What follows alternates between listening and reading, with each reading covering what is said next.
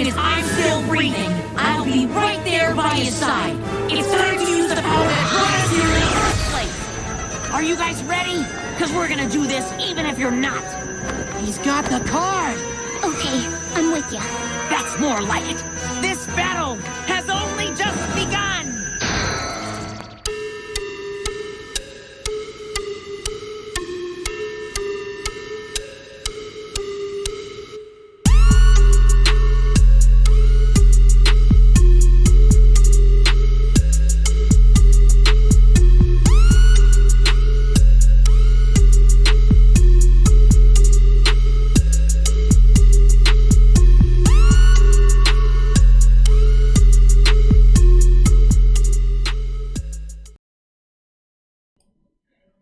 All right, what's up, guys? What's up? It's me. I'm here. I'm doing a little bit of streaming today because reasons. One, I still got my week or so off, and this is going down to the last couple of days, so I figured I have some fun with it and rock with it. You can do it nonstop with it. You can do it. Hey, no, I'm sorry. Snap your fingers. Do your step. You can do it all by yourself. Let me hear you see it. Okay, yeah, I'm acting like a fool. So I want to actually do some gaming. Actually in the morning. I know I used to do it when my schedule was actually different, but I want to do some gaming in the morning, have some fun with it, and rock with it. And quite frankly, I'm gonna probably do some video reviews. And yeah, I'm gonna probably do some video reviews just because I want to like, it's like videos that I'm obviously not gonna do long. Like, I'm not gonna cut up like I normally do on my Monday, Wednesday, and Friday show. You can actually just catch me there naturally, my normal streaming schedule, between 7:30 p.m. Central Standard Time, and I usually go for an hour and a half to sometimes 2.5 hours, depending on how that is going and I'm feeling doing that. But yeah, I want to do some gaming, and I've been trying to do this all fucking week, but it's been one of those things where it's just like, I really didn't have the drive to actually set up, because like I got a little bit of a different setup than what I normally do. So I really haven't had the drive to set up. Plus, this week off was supposed to be taken for me to actually get some rest, which I did, and I fucking loved it. And yeah, it was just one of those things. And so if you are here joining me today, watching me today, I'm actually going to be doing some pretty boring gaming, but that's not going to stop me from actually doing some reviews. So I figured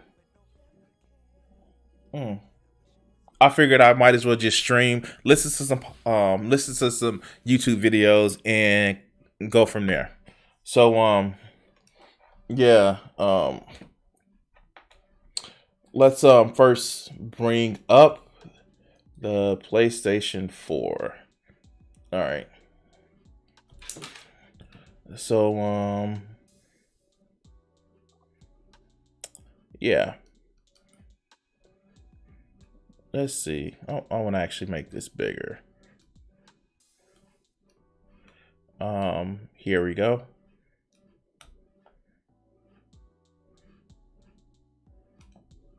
Let you guys see more of a full game.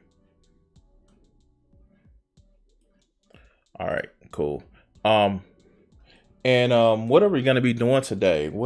I actually have some long response videos that I haven't done because they will take forever.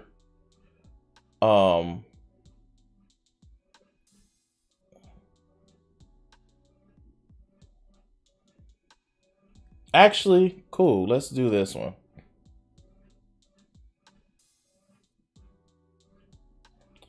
All right, so Got my headphones engaged, and let's go ahead and do a short fat otaku video. How he's shaming somebody for being body positive, right? Right. He's shaming somebody for being body positive. So let's go ahead and do that one.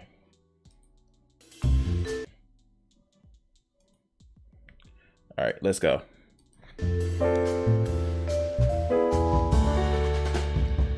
If there's one trend that Wait.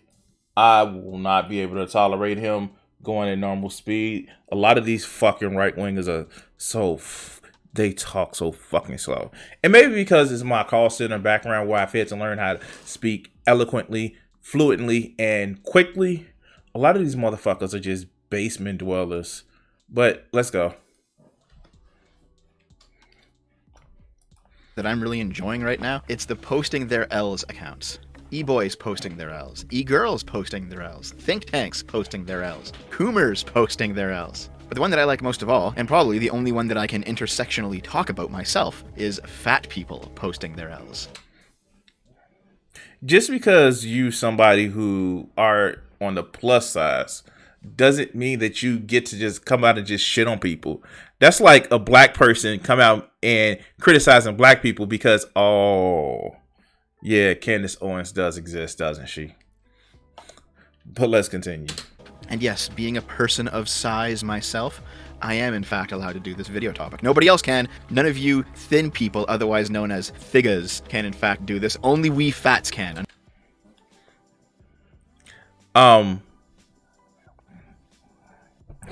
Is it me, or does it just seem like he just wanted to use the N-word, but he really couldn't, and so he acted like, you know, yeah, sure, like, is it just me? Is that what I got from the shit? I don't know. Let's go. Understand? Just want to point out before we begin, this is definitely a video where we laugh and chuckle. It's less about the point, even though there will be a point at the end. It's less about the point and more about the fun. So let's go. I would rather be out here celebrating and finding peace with our magical bodies rather than projecting our own insecurities. Edit. Actually, it would be nice if people could just mind their own fucking business. I love the use of the black emojis. I use them all the time too. Honestly, take the time to try and decolonize your mind instead of sucking the joy out of fat pussy love. Man, we're... Okay, so... yeah, that's a bad picture. We're starting off strong. I don't even know, like, am I allowed to show you this? Because, like, no. That look person we're looking at. Terms. Okay. So, like, I had to skip past it because it was just, like, it was going to be, what? Another 5 seconds of him just talking about how somebody is unattractive to him and, like, he probably doesn't have the meat size to actually please somebody because, you know, he's a right-winger. And it's just like, dude, why would you just shit on somebody like that because you're upset? Because, you know, chances are he isn't successful with women like that. But yeah, I don't know. Like, let's keep going. Okay, I'll give it a shot. You're so brave and fabulous that your pancreas and heart can't keep up. Oh yeah, I remember this. From back during, I think, the release of Smash 4, when Sakurai added the Wii Fit Trainer character. Looks like I won't be buying Super Smash Bros. Since Nintendo apparently supports fat shaming, as seen by the inclusion of the whitewashed embodiment of thin privilege herself, the Wii Fit Trainer. Okay, so for those of you who don't know, basically on the Wii they had a balance board. You could stand on it, do exercises with it. It was a pretty good casual game. There was a lot of like yoga and stuff. I love how people shit on, oh, it was a good casual game. Did it get motherfuckers in fitness? Did it get people to actually, you know, start taking better care of themselves? Like, oh, it was a good casual game. Like, the fuck? You sound like, dude, like, oh my God. This shit right there is actually just something that kind of pisses me off. And I know, you know, we're going to have the capital G gamers that just think, oh no, you're not a real gamer if you're not playing Halo, Gears, and Forza. Oh wait, that's Xbox gamers and they don't really actually game. Anyway, but like, yeah, like, no, it's just like shit like this is just like, Like, it's just a pet peeve. Do you want your hobby to be more popular or not? Do you? Then more people are gonna play it, and sometimes they're not like me myself. And I'm on a tangent. Me myself, I play non-conventional games. Here, I'm playing a non-conventional game right now. There's Space Sim, and you know the part that I'm actually doing. I'm doing the exploration part. So yeah, no, I get that. Everybody doesn't play FPSs all the time. It's just not my motherfucking thing. But, you know, that doesn't mean it can't be somebody else's thing. Dude, like, I may even get into, you know, some more Gran Turismo today. Because I fucking love it. Fighting games and first-person shooters aren't all that be all of games. And then when people are obviously copying the same goddamn thing 20 million times for the next 50 years, then you're like, oh no, then games are getting boring. Like, the fuck out of here.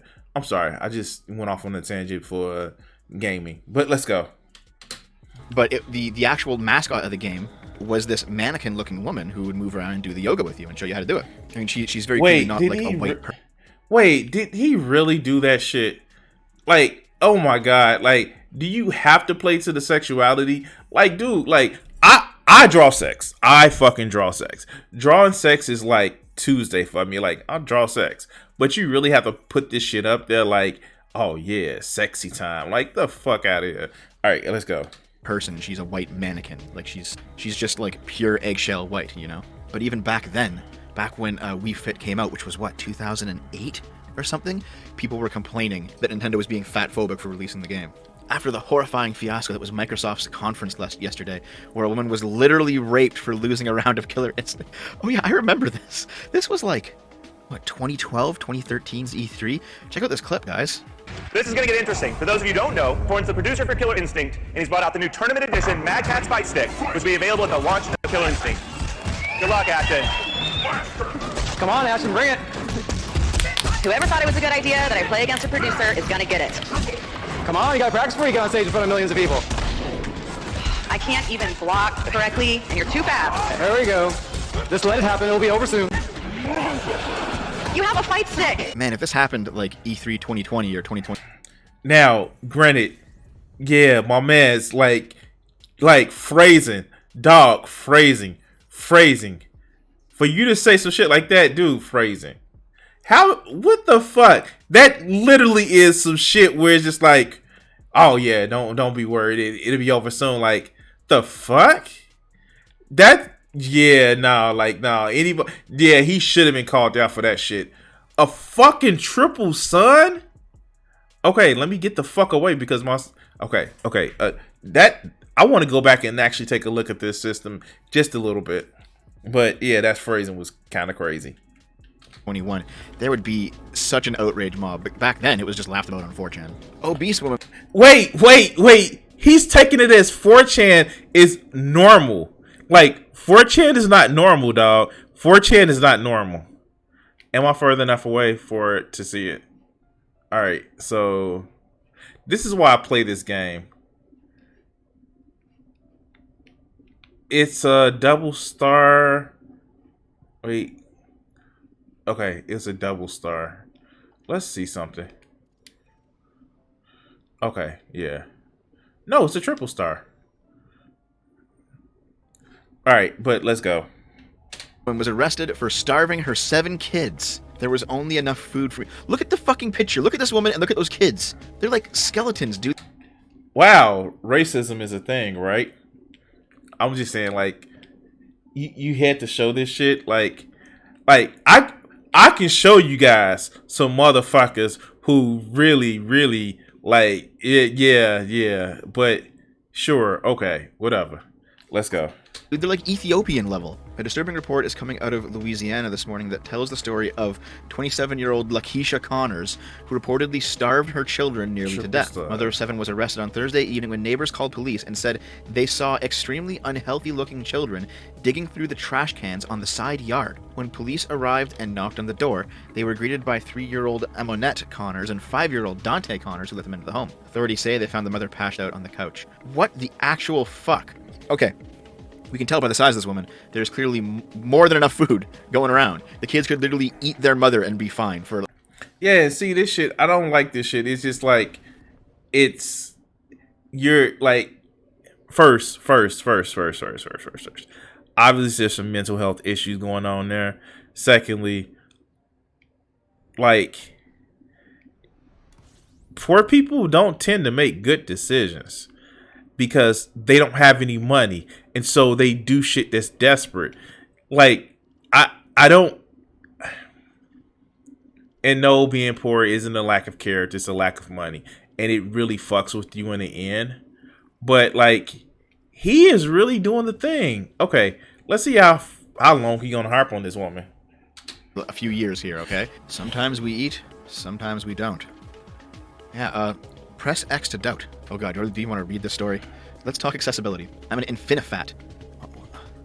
You're infinitely fat? Meaning I wear plus 30 clothing in the UK, and many shops don't carry that. I use the disabled toilet, because that's what I need to do. But they're still not very fat friendly. Things are put as close together as possible, giving me no space to wipe myself. Oh god. I'm luckily flexible and do what I call wipe yoga. I have to take off my bottoms and often one shoe to be able to place my leg on the wall or something else to balance on to wipe. Imagine letting yourself get so fat that you have to do yoga to reach your asshole. Now, mind you, he doesn't show a picture of himself. He doesn't show a picture of himself at all. Like, he's not showing a picture of himself. Like, dude, you criticizing, but like, you say you fat. How do we know that? But let's continue.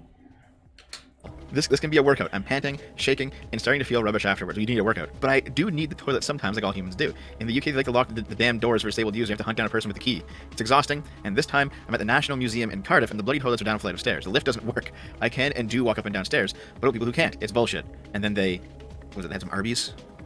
You know, you might be thinking Arby's, but you probably shouldn't be eating it if you're having to do wipe yoga. How do you poo? That, like, shit like this, like, again, like, of course people make bad decisions and especially if you aren't somebody who, like, literally are in a mindset where you think, oh, I can only have poor foods. I know here in the US, I can't speak for the UK, there are things such as food deserts, and there isn't any good, like, sources of food. You may actually find like a grocery store here and a grocery store there, but a lot of the times it's just like shit places, and sometimes they don't even have the fresh foods that you know, fresh fruits or vegetables that you would actually need. And from somebody who's lived in both the city and the suburbs, it's a stark difference. Like, you don't get the whole food markets in a lot of places. Yeah, you might get them in gentrified places that may be, you know, islands inside of less than fortunate neighborhoods. But that's the exception, not the rule. What's up, Vegeta? What's up? But let's go. Oh my god. I weigh nearly 600 pounds now, so I have to sit down, but not on the toilet because it would break. I use a beanbag chair as my toilet, because when I sit on it, it creates a kind of space in the middle with surrounding walls. So when I shit, the fecal matter spreads around me, but doesn't overflow. Then I scoop the shit into the toilet, usually flushing 4 or 5 times to get it all down. It fucking sucks because I use the same beanbag for general sitting, and it's starting to smell. Don't get fat, bros. I've tried... Okay. Like, why does he find this shit funny? Like, for real. Like, why does he find this funny? Like, this clump of a fucking man. Like, why does he find that shit funny? Yeah, like, dude, like, if you're severely obese, like, there is something going on with you other than, oh, you just can't stop eating. It's a mental health issue. And granted, some people don't want help for that, but literally it's a mental health issue or is a physical reason why some people can't move around like they want to. But for you to sit back and make fun of it, you're like a sick sack of shit, like, for real. But let's go. I gotta get through this. I've tried shitting into a mini fridge that has been turned on so the cold would cause the shit to condense its moisture and make it easier to flush, but it wasn't comfortable. I can just imagine this fat Wojak here, like, holding a full-ass mini fridge directly up to his asshole and filling it with shit. They sent my OnlyFans content to my... Is this a real video? I gotta... Hold on. There's no way this woman... Oh my god, it's real. Hey, it's your girl Diggy B, and a girl is looking regular today, but we're not going to talk about that. We're talking about something completely different. So, I get a lot of mixed feelings when it comes to my OnlyFans. You guys are probably like, let's quit fucking talking about it. And it's kind of weird because she's actually talking at a normal human speed, and she just sounds really, really fast. But his, like, I get sometimes my audio mix are fucked up. That's because I do a live stream. But this motherfucker's audio mix is just trash. But let's go. I have to, because I'll just explain. So for me, I'm trying to break the stigma that fat girls are too big or too impulsive or too overweight to have sex, because just like our appetites. No, that's not true. Like when you want to fuck, you flexible. You get when you want to bust that nut, you get flexible. And I've had fun with women, like it's plus size, medium size. Some skinny, but like, dude, like, just say it. Just say what all these motherfuckers want to say. They're not attracted to them, and they think that all women should be attractive for their plaything. But fuckers like this, like ShortFatOtaku, he doesn't seem like he has a problem with women beating down the door and wanting to be with him. Sex can be a bit ravenous too. Is that why you have the tusks? Good God, the comments on this video were unreal. Hey Wendy's, my overweight friend and her adult daughters went to your Toledo store. Richard at the counter, who never met them before, had said, the usual. My friend says, what are you talking about? Richard says, 2 of everything.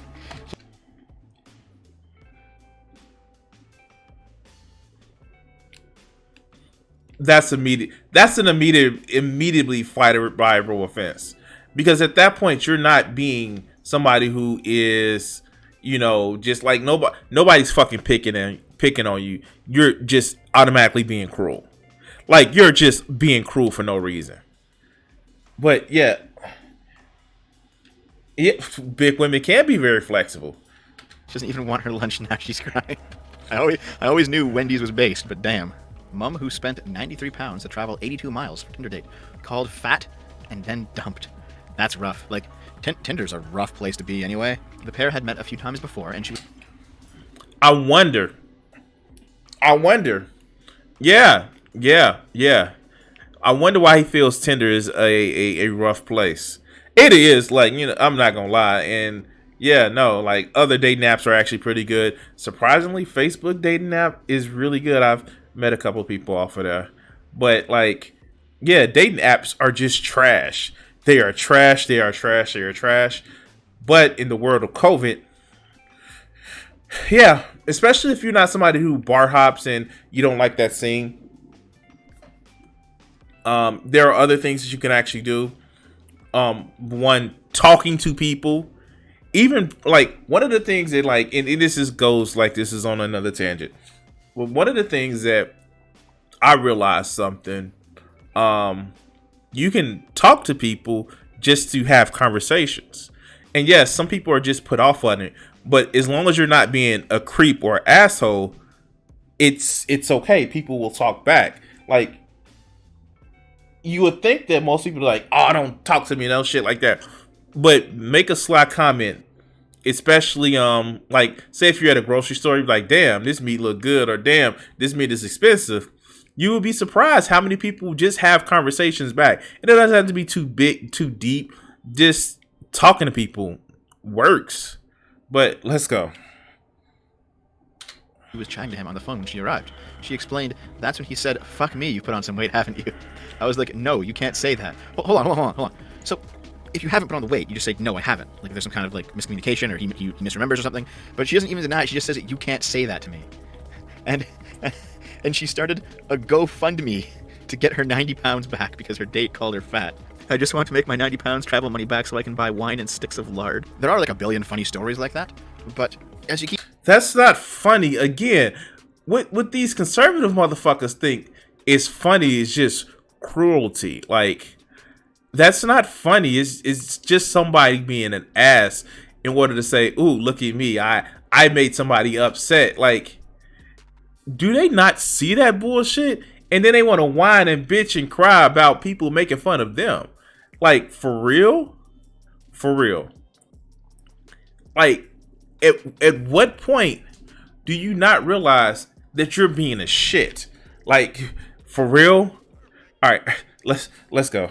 Keep digging just beyond the surface level humor, begin to realize there's actually like a fat positivity movement or something. Dear my skinny friends, what are you actively doing to unlearn the gaze that renders fat folks unattractive? Now you can see this is already steeped in that intersectionalist language, where it's unlearn rather than something being innate like attraction, or it's.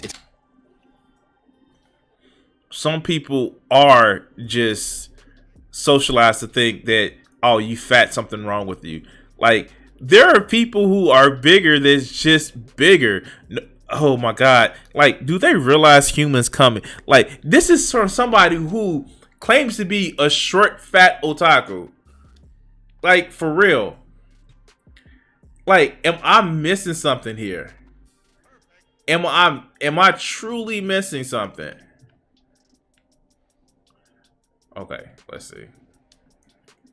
Like, is it like, dude, where's your picture? Where's your 90-day transformation or 6-month transformation or 30-pound transformation? Where's your shit? You like, everybody's in fucking glass houses, right? But let's go. It's a gaze, like the male gaze, you know, it's the anti-fat gaze that apparently we all have when we're not attracted to a fat person. It's strange because we accept sexual orientation as being an immutable characteristic, right? This idea that you can't really change who you're attracted to.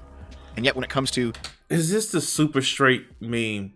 Like, for real? For real? You're gonna really do the super straight shit right now? Well, you don't know. Like, it doesn't have to do anything with gender or gender expression. You are literally talking about your personal... Okay. All right. All right. All right. Okay, let's go. Like in the super straight video, being attracted to trans people, or being attracted to fat people, like in this video. Now it's something that needs to be unlearned. Imagine telling a gay person to unlearn their attraction. See how far that would get you. Dear friends with bodies of normalized sizes. See, even the way, like, I could just pick apart every single sentence here because, like, I've been reading a lot of books on intersectionality and critical theory, and they phrase it this way so that rather than being fat is something they've done to themselves, whether through diet, lack of exercise, even if they have some kind of medical condition that makes them more prone to put on weight, they haven't managed it well. Rather than it being any of those things, it is something that society has pushed on them. It's external. So rather than being thin or making themselves thin or keeping themselves thin, your average person has bodies of normalized sizes. See, listen how passive that sounds. How it's simply society's fault. Like, can we, like, dude, like, and then the stereotype for being thin is unhealthily thin to the point where most people would not fit that category. But this motherfucker is sitting up and is like, oh, they should just stop eating. Just go work out. Like, the fuck? Like, does he hear himself? And I know I'm a fat motherfucker and I can stand to lose 40 pounds. I'm not going to lie about that shit. And some of it is inactive job. Some of it is diet. But for this motherfucker to sit back, whose name is ShortFatOtaku, it's just mind-boggling. It's just like kicking somebody else that you believe is lower than you, just only slightly because it makes you feel better. Like, this is some shit, man. Like, I don't get this whole level of cruelty. But let's continue. Well, that those sizes are normalized, and that's the only issue we're dealing with here. Let's stop pretending that our non-desires are simply preferences and not culturally informed. So, okay, literally the argument that Christians gave against gay marriage, got it. Or as if they were just a given fact that one can't influence. If your idea of body positivity stops at simply not actively shaming fat folks, I call it doesn't go far enough. Okay, so if you're not having sex with the fat person, then you are oppressive. Suck the fat roll, bigot. Okay, so both are cringe right here.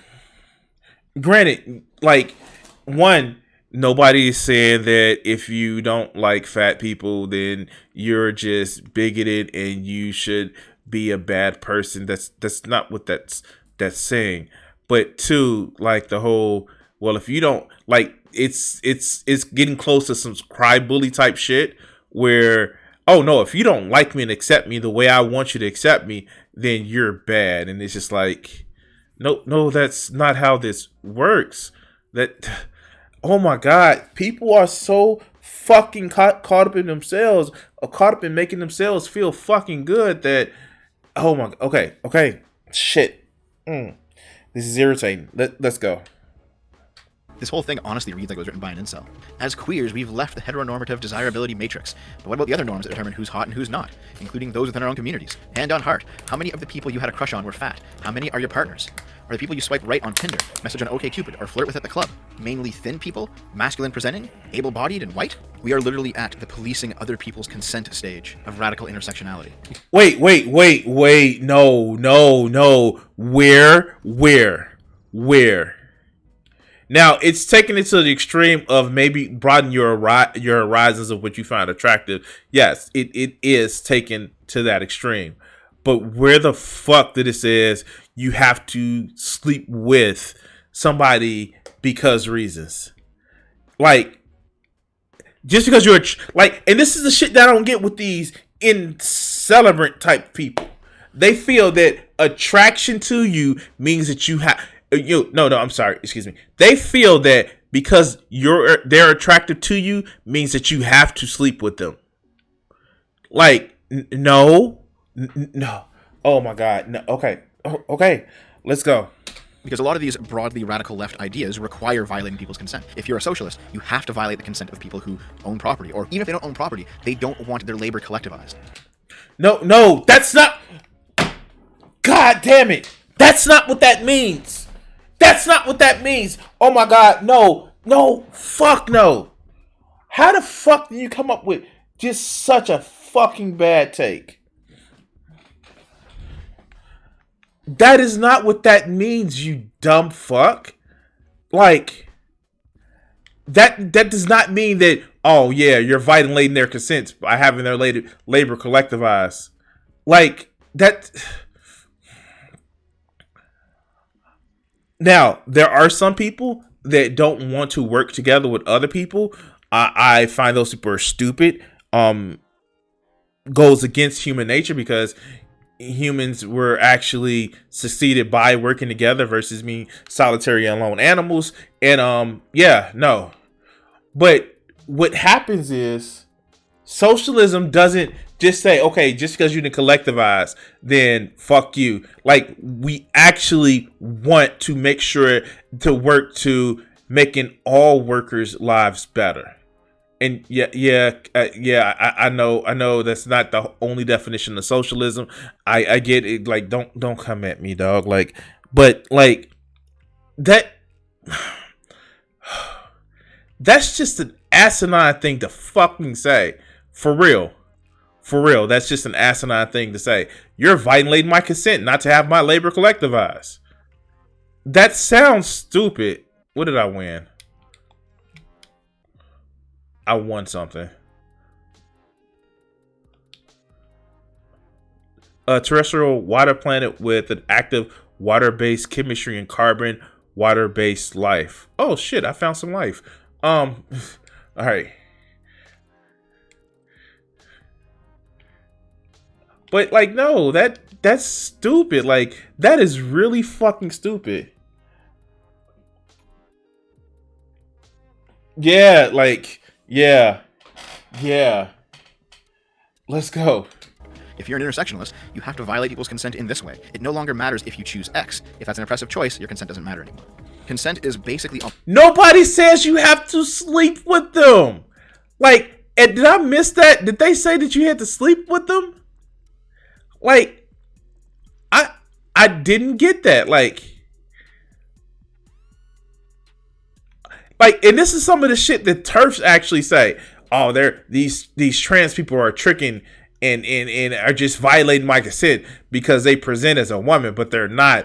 And so some kind of way they're fucking they're making me do something. Like, just because you're attracted to somebody doesn't mean you have to stick your genitalia on them or to them or try to. I'm gonna stop before I get into trouble. But like, no, for real, it's just like just because you may be attracted to somebody and they don't have the parts that you like doesn't mean that oh well, I still gotta fuck them. Like that's not how that works. But let's continue. A modern expression of the older liberal conception of natural rights. And the left's historic materialists have already given up the idea of natural rights. And yeah, we've already reached the point too where they have to. There are no natural rights. If there were natural rights, it would actually be universal across the board. There are no natural rights.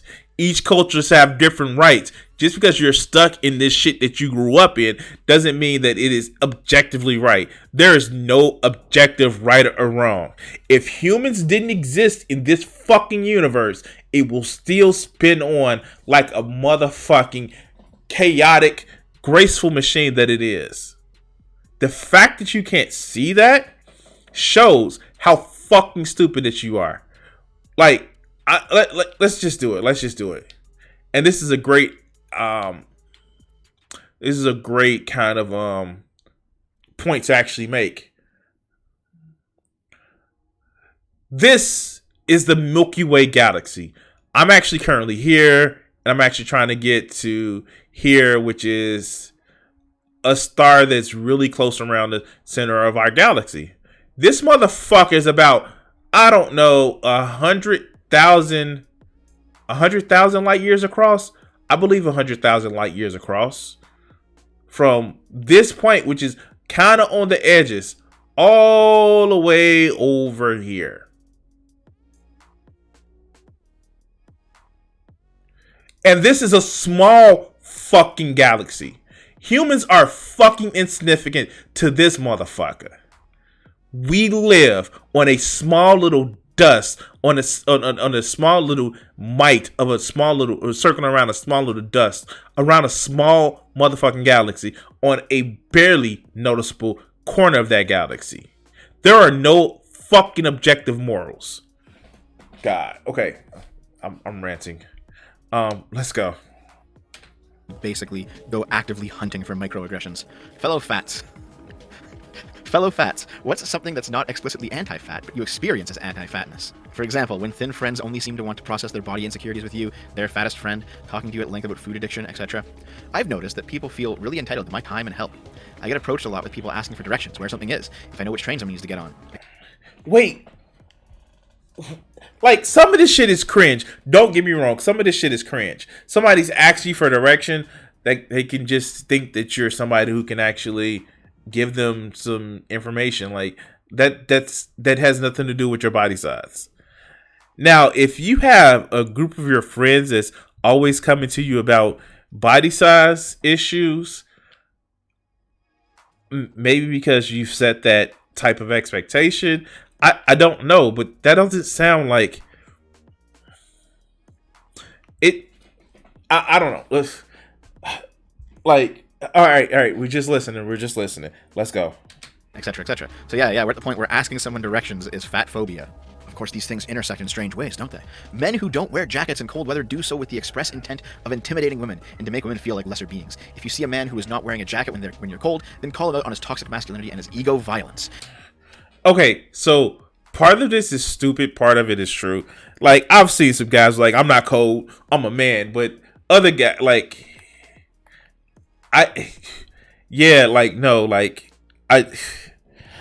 oh, why is this such cringe? Why the fuck is this such cringe? Like, it doesn't make sense to me. Like, it's so much cringe. All right, let's go. I don't think it was a slight against me. Yeah, no, it wasn't. Well, you know what, sentient Jessica? What if that man is just really, really fat, and therefore the cold doesn't really affect them at all? Like, they have all that extra blubber to insulate things. Are you going to be fat phobic and call them out then? Why are men larger than women? It makes no evolutionary sense for women to be smaller, because everything from birthing children to surviving predators would be easier if we were the same size as men. So why are we smaller? Because men have starved women of food for untold generations to ensure their own survival. Okay, like, he's obviously picking out cringe shit. Like, what? And, like, I see, like, okay, so when you get these arguments like this, it's like, it's one of those things where it's just like, if the males are bigger than the females of a specific species, it's usually just because evolutionary pressures. Like, for real.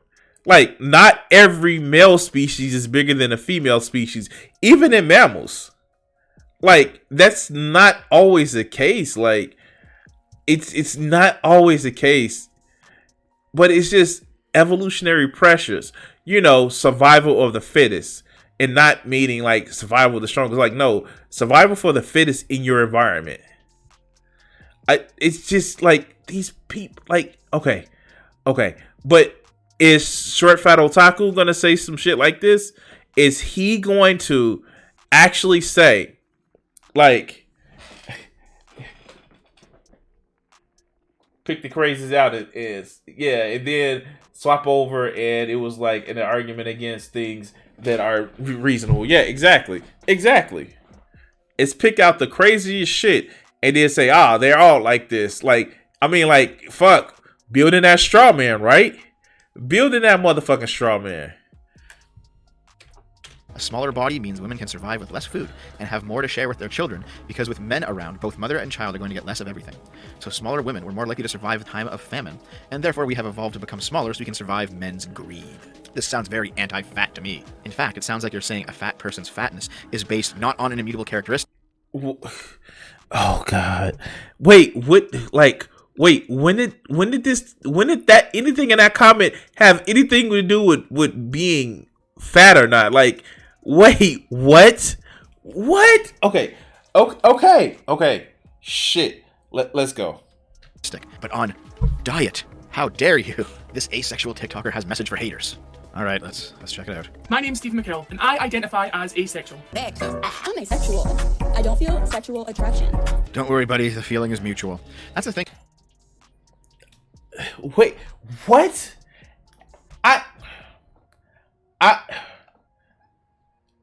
You know, there have been a lot of asexual people throughout history. Like, seriously? Like, people like this who like, oh shit, it's nothing in this system. Okay, cool. I want to actually make the chat bigger so I can actually see it. So bear with me, guys. Chat appearance. Bigger. Okay.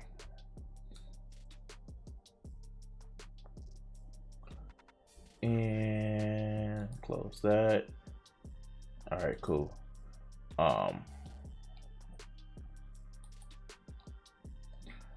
Like, I don't think, like, like, this shit is just, like, so fucking cringe.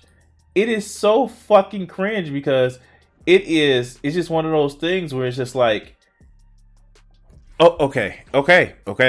Let's watch this shit. A lot of asexuality is caused by being ridiculously overweight to the point that the sex drive plummets. No! Fuck! No! Oh my god! Citation, please! That's like, no! Oh my god, no! Oh my god, no! How? Where do you get that shit?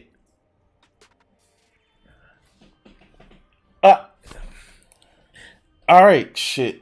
Only 15 minutes in a 50-minute video. Oh, I'm gonna I think there's Roblox some myself. kind of overlap between people rigidly demanding that asexuality be accepted, and fair enough, if you're asexual, whatever, right? But the fact that there is a overlap between that and being very unhealthy, I have a feeling that if most asexuals, not all, but if most asexuals got a handle on their health, they probably wouldn't be asexuals anymore. Keto is... No! Okay. Citation, please. Oh, okay, shit. It's racist. Sargon, I didn't know you were this kind of a person. I can't prove it, but just gives me white supremacy vibes. To be honest, any diet or anything that promotes weight loss is oppressive. I rest my case, Your Honor. This tweet was a joke when I was half asleep, but since y'all want to get into it, let's do it, okay? First, keto was originally created to treat patients who had epilepsy, and somehow white women co-opted it into a weight loss diet. So it's ableist. Diet culture and fat phobia are rooted in racism and white supremacy. Any diet or restrictive eating that alters your body from its natural state is racist. The beauty... Hold the fuck on. Okay. So...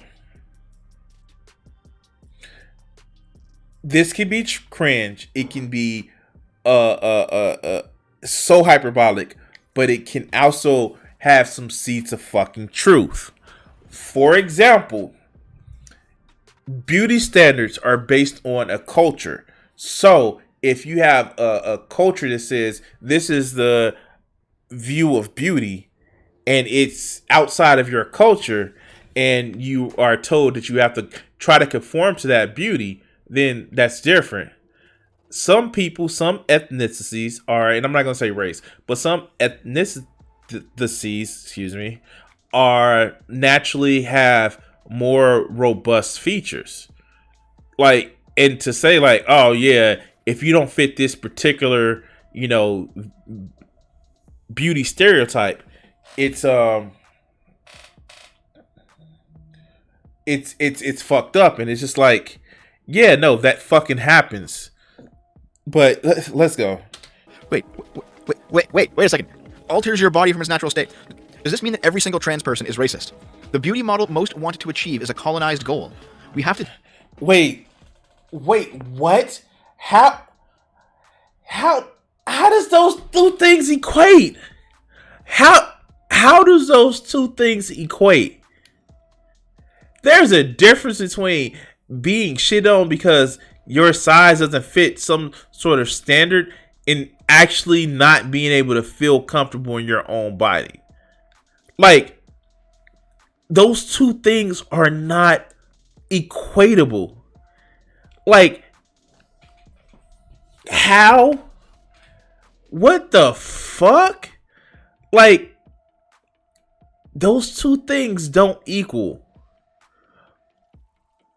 One of these things is not like the other shit. Like,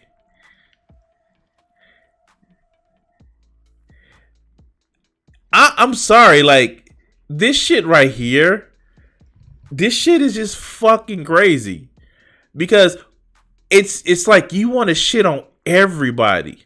But again, his name is ShortFatOtaku. But let's go. to decolonize the way we should let our body be and grow.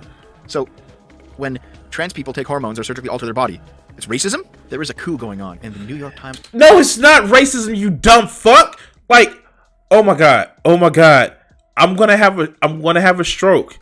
And not the good kind that, you know, you do in front of a, you know, nice adult video. I'm literally going to like fucking Roblox myself. I'm going to fly into a motherfucking sun in Elite Dangerous. I'm going to fly my spaceship into a motherfucking sun. Because of this shit. Why am I doing this to myself? I am glad that I'm not doing this on like a normal stream because this shit is crazy.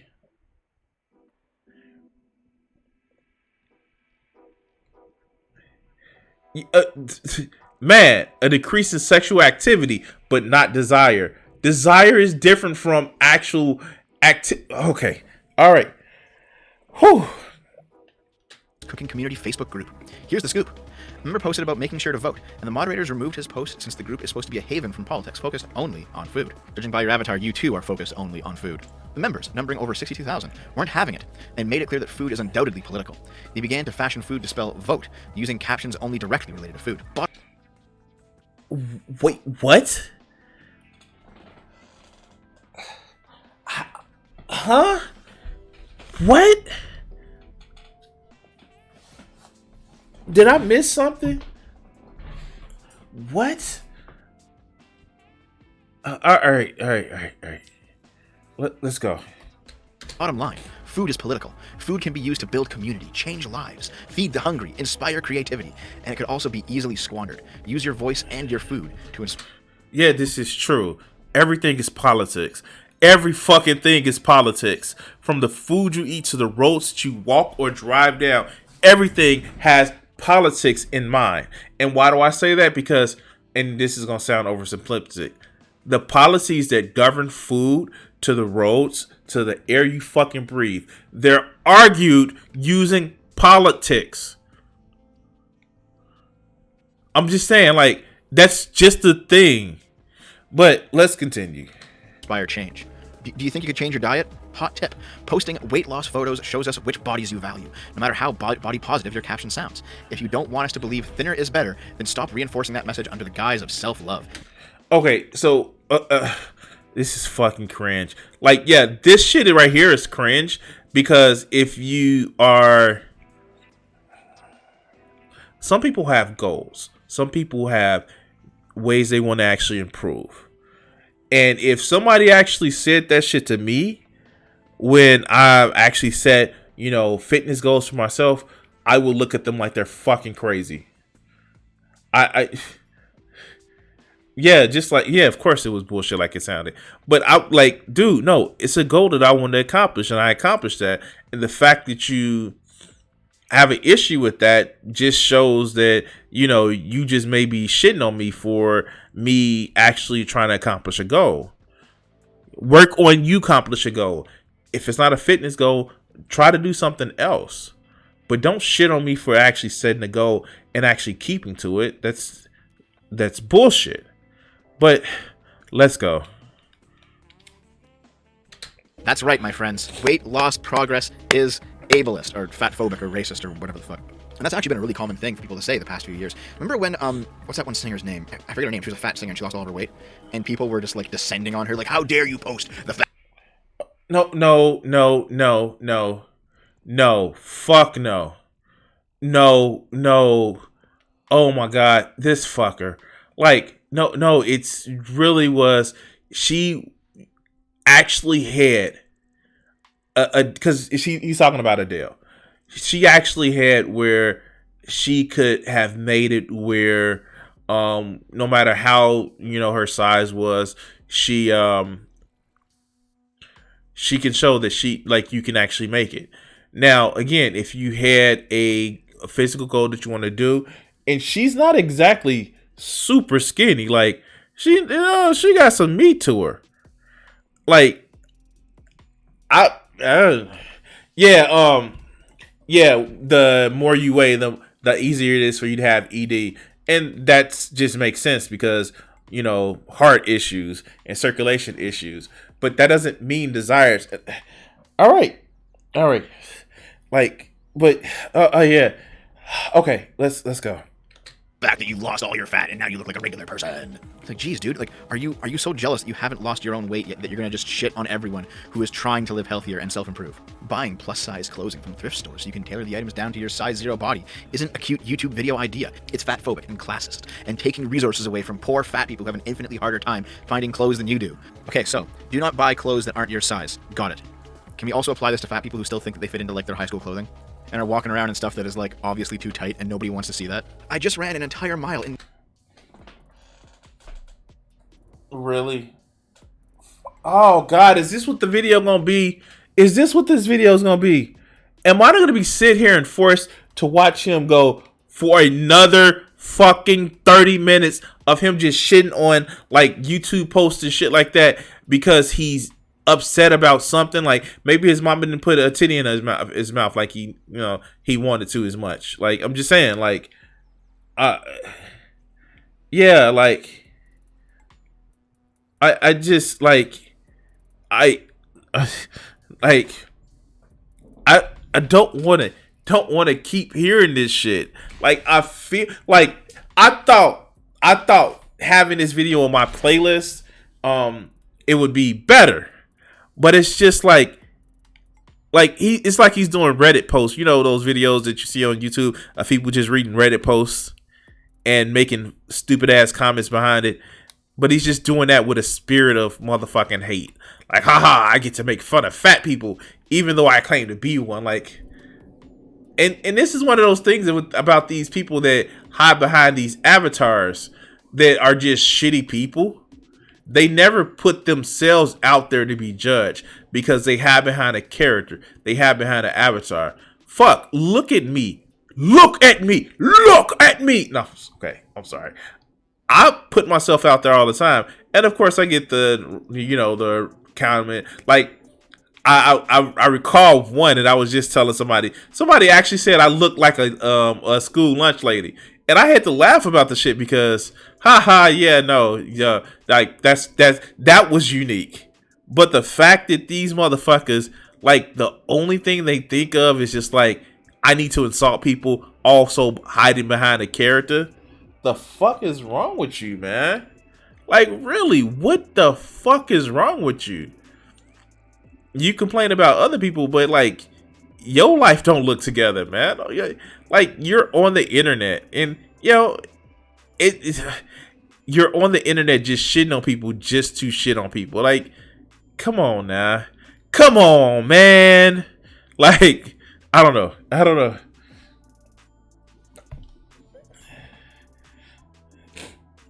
Okay, so yeah, so I'm doubting he's gonna go off anything more than random tabloid articles. Of course, the problem is that people on the left criticize the weirdos too. Yes, and people on the left actually, like, I fucking, like, dude, like, one of the things, it's easy to criticize people on the right because you start asking them, like, why do you believe that? Well, because somebody told me to. So you're a fucking NPC. No, I'm not an NPC. So why do you believe it? Because somebody told me to. I got another codex entry. Let's see. A green gas giant? A gas giant with primary hydrogen and helium in the atmosphere with carbon monoxide in upper clouds of alkaline metals above lower cloud levels and silicates of iron compounds, hence the brighter colors. Upper cloud layer temperatures typically above 900 Kelvin. Wow.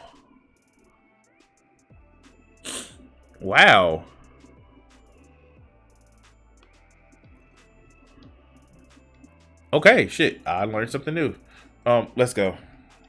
9 minutes and 26 seconds. I used to weigh 363 pounds, and now I'm running a mile in under 10 minutes. Congratulations. You. Why did so many of my mutuals I thought were body positive like this? You're literally just jealous and bitter that this person has gotten into shape and is now, like, running. I thought you were body positive. Like, really. You don't think that, like, an athlete's body is something also worthy of being positive towards? Just say no to transformation. And again, like, this shit just sounds like he wants to shit on people. Like, yes, if you have a friend like this that literally says, ew, like, you're getting in shape, so I don't like you getting in shape, like, you probably need to leave that friend alone, because they're not toxic because they just don't want to get in shape. They're toxic for other reasons. Like, for real. Like, just, like, they're toxic for other fucking reasons. Not because of, like, that's just the flavor of the day right there. But, like, yeah, no, they're toxic for other reasons. Do you also find that it's funny that typically the people that the right cares about are closest to themselves? Oh, yeah, no, yeah. They're, like, most of the time, when people on the right actually when they actually try to pick apart people who are quote unquote on the left that they want to make fun of, they're just as authoritarian or autocratic as the motherfuckers on the right wing. It's just that, oh, you believe that this is true, but you have some of the same tactics, some of the same cry bully ass tactics that, you know, the people on the right have. Like, and don't get me wrong, like, just because you're on the left doesn't mean you're right. Just because we agree on a specific economic policy or social policy doesn't mean we're on the same motherfucking side. If you want to force people to be a certain fucking way, no, fuck you. Get away from my motherfucking movement. Go be a fucking ANCAP or some shit like that. You want to be like I fucking hate tankies because all they are left-wing authoritarians. And they just want to force somebody to believe what they want to believe. And they don't want to get rid of a hierarchy. They want to be part of the hierarchy, but they think it's cool because it's called the vanguard. Like, the fuck? No, like, no. You are being super cringe. But you want to, like, a red fash. It's like, you know, you just want to be a red fash. But let's go. Tuesday. Whether you're trying to depict your weight loss or weight gain, these pics aren't helpful. Preliminary research. God, you're always with these appeals. Preliminary research has shown that exposure... Wait, didn't he just make an appeal to a study? Wait, didn't he just make an appeal to a study talking about how asexual people, if they lose weight, they can actually have more sex? Like, didn't he just make an appeal to a study? Would Vegeta looked it up in chat? Like, the fuck? Come on, man. Come on, man. All right, let's... to transformation pictures of any kind on social media increases negative body image and self-objectification. When it comes down to it, these types of images promote physical comparisons. They promote fat phobia when depicting weight loss. When depicting weight gain, they promote competition and feelings of not being sick enough among the recovery community. Just say no to transformation pics. Literally, hide me from my own ideals so that I don't feel bad. If you post... Okay, so... as cringe as that shit sounded, we kind of do have evidence that when you see transformation pics or unreal body standards or body standards that your body can't get to, like, it is damaging the mental health. Like, we have, the data has come back. Now, was that a little bit more cringe?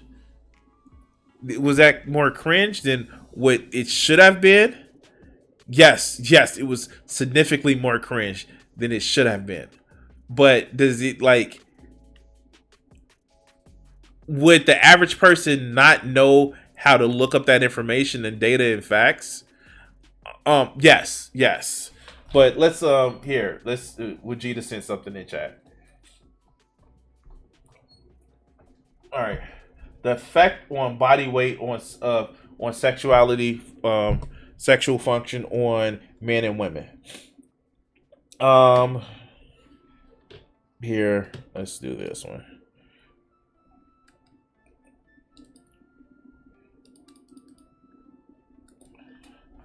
So, obesity is a growing problem worldwide. This review aims to summarize the literature on the effects of weight and on sexual function in both men and women the past 5 years. Recent findings in recent population-based studies of men and women, no relationship between weight and sexual function is identified. However, in studies of specific populations, such as women with gastro diabetes, polycystic ovarian syndrome, pelvic organ prolapse, or urinary incontinence, weight affected some of the aspects of sexual function in women surgically, but not in non-surgically. Weight loss was associated with resolutions of some aspects of sexual dysfunction.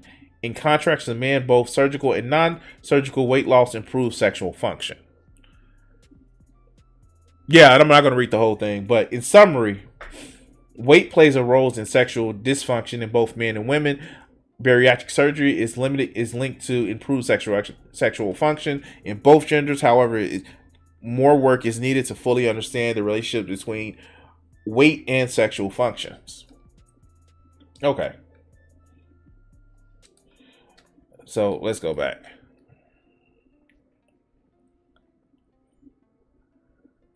I'm gonna read. That's as much as I'm gonna read.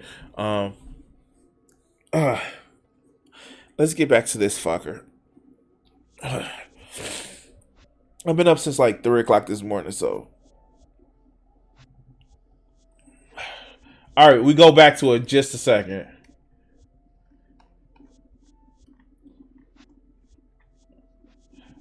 Weight and sexual function in men. In 2017, a study by Stefan of 474 men seeking bariatric surgery, sexual function was measured using a survey based on the sexual function and questionnaire. Additionally, weight-related sexual quality of life was assessed by using the impact of weight on the quality of life. Light survey body mass index was associated with a higher degree of physical health, limiting sexual activity, and lower sex life score, but not frequency of sexual desire, frequency of sexual activity, or satisfaction with sex life. So yeah, let's go to the sexual functions in women. Several studies have investigated the relationship between weight and sexual functions in women without finding a relationship between the two. In the same Stefan study discussed earlier, 1,751 women were given a questionnaire based on the SFFI, the, I guess, sexual something. I don't know. I probably skipped over it. But BMI was associated with women reporting physical health, limiting sexual activity, but not frequencies of sexual desire, frequency of sexual activity, satisfaction with sex life, and liked sexual life score. In 2013, cross-sectional study of 193 women in Erbil used the FSFI and body image scale, finding no effect of being overweight or obese on the total FSFI score or individual dominant scores. However, BMI was associated with the lower BSS score than BMI. In turn, low BIS scores associated with worse total FSFI score, as well as lower desire, arousal, lubrication, orgasm satisfaction, but not pain scores. Thus, the authors concluded that the BMI alone does not affect sexual function, but higher BMI can result in a lower body image, which can affect sexual function in significant ways. Study of 330 fertile women in Iran using FSFI. Authors found no difference between the FSFI scores between subjects with normal BMI and overweight ones. Let's see. Let's see. And I know I missed some terms. Where's that term? Where is that term?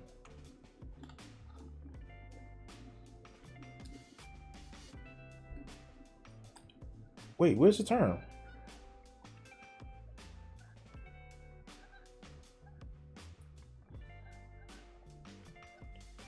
I don't see where the term is.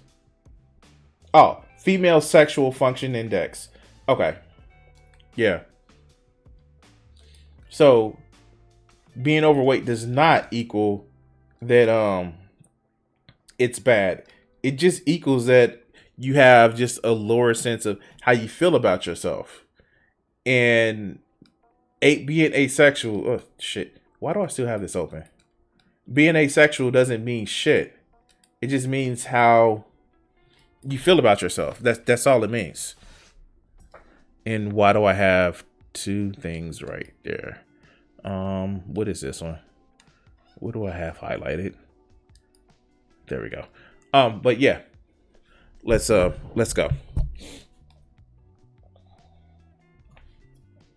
Yeah, wrong camera. That camera.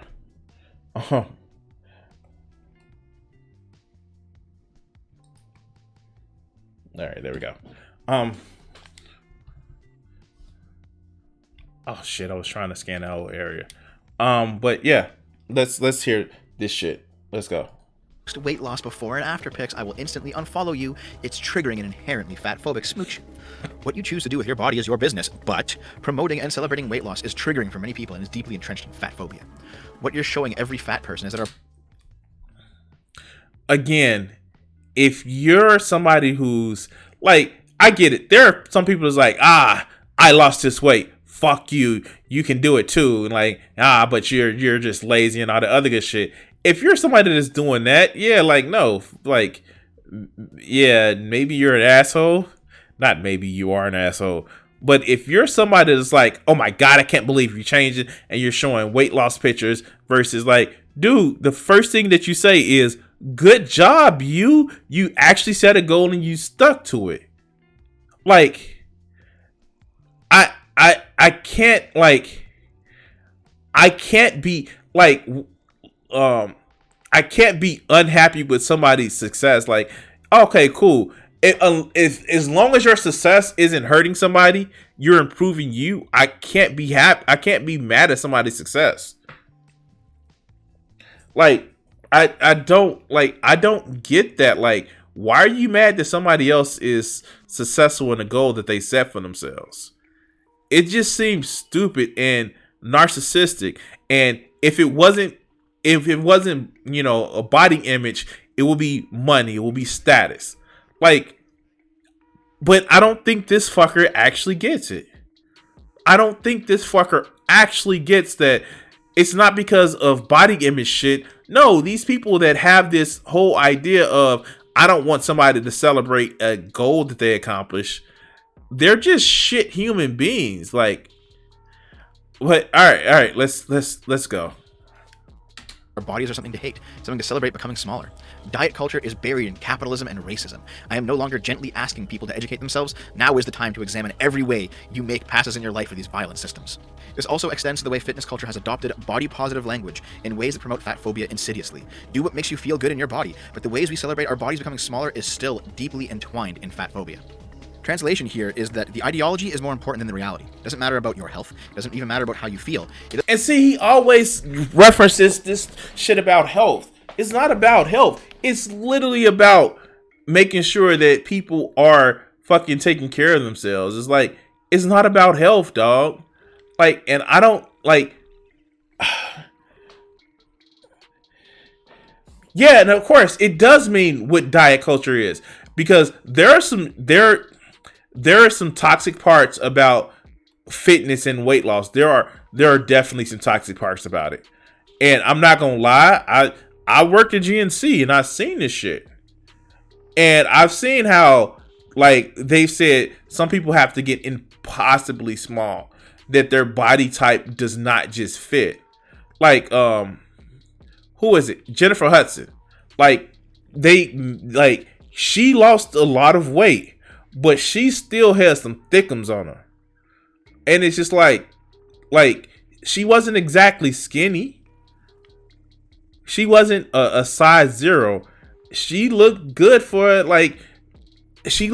somebody whose body type it was. Like, you gonna look at people like let's just go with an athlete right now. Like the Williams sisters.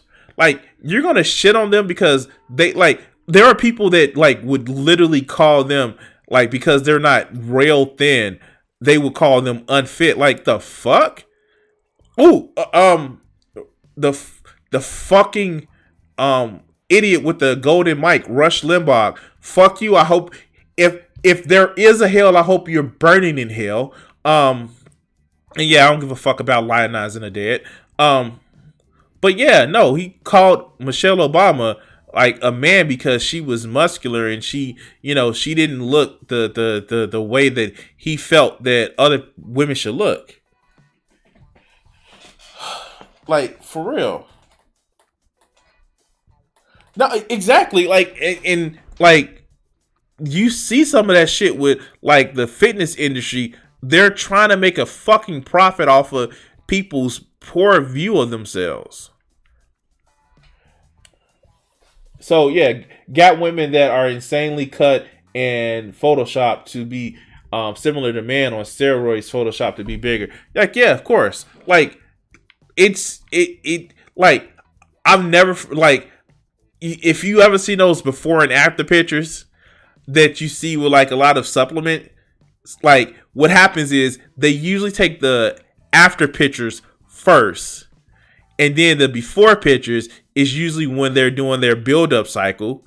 And in a lot of the cases, they have men put cotton balls or shit in their mouth to make them seem like they're just more puffy and shit like that.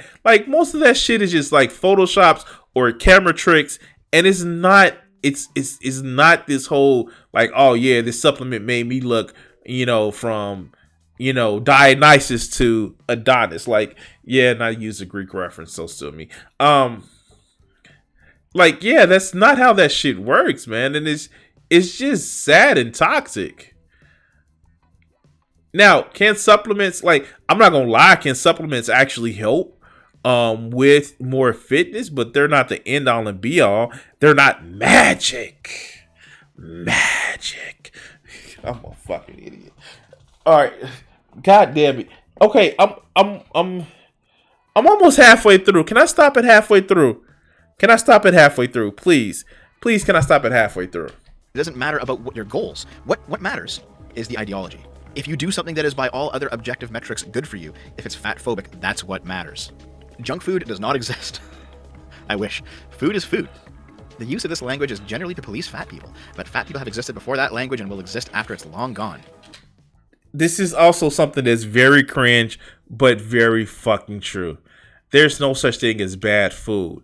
You can eat good food and overindulge and still be like in unhealthy situations. It happens. It fucking happens. But let's go. Yeah, dude, all of those starving kulaks, they were like 600 pounds and they all died, eh? Is that how it was? Food is food. You need fats and carbohydrates too. Well, not really carbohydrates, but you need fats. Food is not... You also do need carbohydrates. Your body is... All right. Overindulgence of carbohydrates, fats, and even proteins are bad for you. But let's go. Healthy or unhealthy, it's food. Railing against junk food or unhealthy food is hella anti-black, classist, and how's it anti-black? Food is motherfucking food. Food provides food trains. Food is good. So many people have such horrific relationships with food because diet culture teaches us to. Imagine that everything you thought you knew about food was taught on a white supremacist, capitalist, anti-black foundation. Because it was. Man, like... Okay. Now...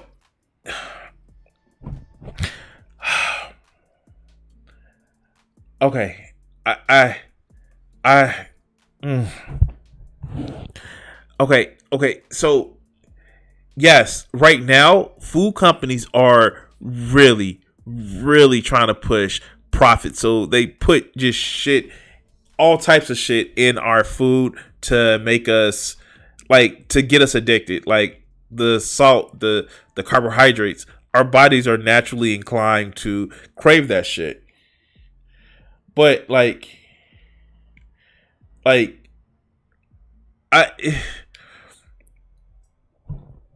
it's about moderation in eating less of things that are like 2-calorie dense that you should like. Oh my god. I just can't, like, some of this shit is just so fucking crazy because it's so fucking oversimplified. And nutrition is, for lack of a better term, complicated. And like, okay.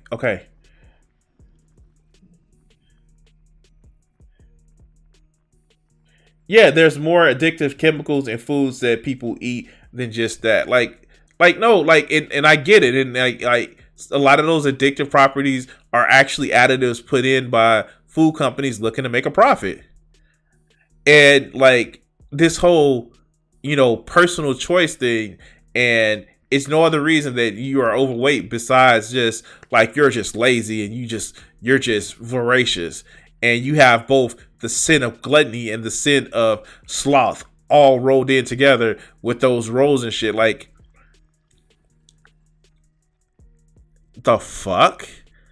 Like, and it's just like, even looking at people that live in impoverished neighborhoods, like, some of this shit, like, I get it. Like, not everybody, most people aren't strong enough to break the habits that they've been raised in or believe in. Because if they were, we would have a lot less religious people. But yeah, like, no, this shit is fucking cringe, man.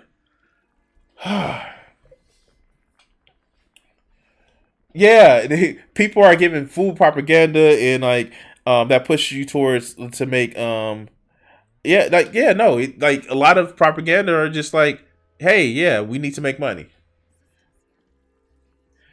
Yeah, no, like, and that's the thing, like, and like I said, like, it's hard for people to, like, I still have to cope with the fact that and I even recognize that's the shit that I'm used to, that I just have to deal with the cope of just like, yeah, sometimes it's like, it's some things that I'm used to and I know better. And then some people, what I even more have to deal with is the fact that some people don't understand how to know better. And it's just sad. But, okay. Only like a couple of more minutes of this. This is where the drive for ultimate equality leads us. Everything must be equal to every other thing all the time. There is no difference between, say, eating a really greasy, fully loaded pizza and a protein shake. It's all just food. Nutrients and macros and calories, none of that shit exists. If it's all the same, why don't you just eat dirt? Because okay, done, fucking done.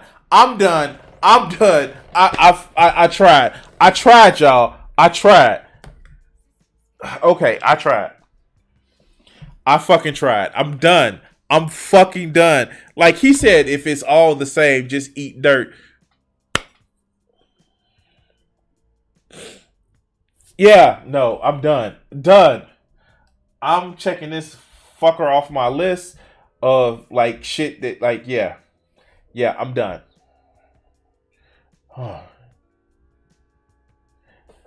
Okay. How many jumps do I have to get? Like, I want to get 3 more jumps. Yeah, I can do this. Like while we decompress from this shit. The thing about it is like shit like this, like when you just want to just shit on people, I just don't comprehend that.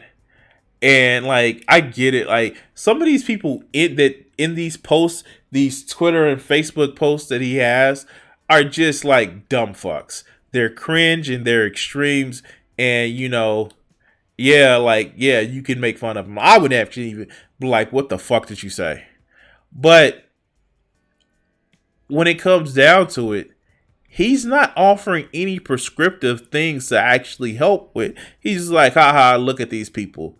Look at Fatty. Like, the fuck? Why would you even make a video like this? Or do you not understand that you're not making a decent video? Like, I don't...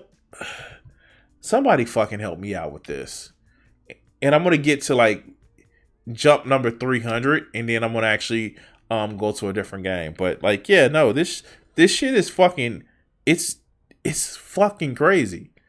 And I don't know exactly how to fucking deal with people that's this fucking stupid. Oh yeah, no. Like, really. But anyway. What? Did somebody call me? Oh, that's a 1-800 number. Fuck that.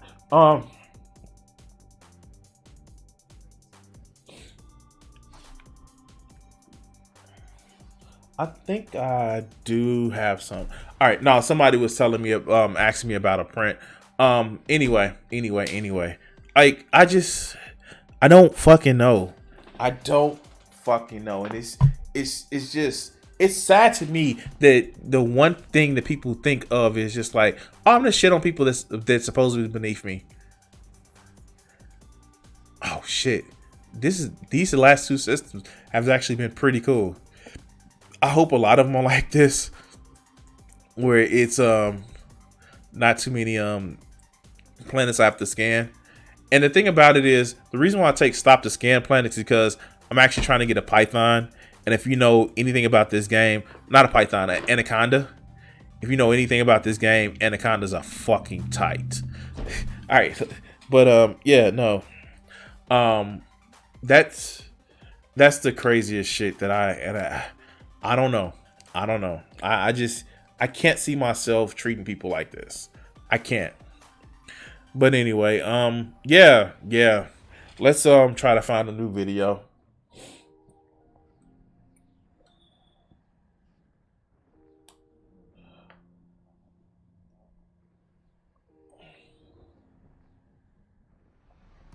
All right, cool. I'm gonna actually do this one.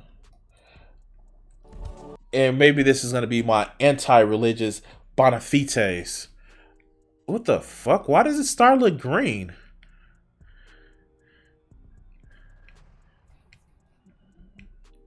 Okay, this star looks green for some reason.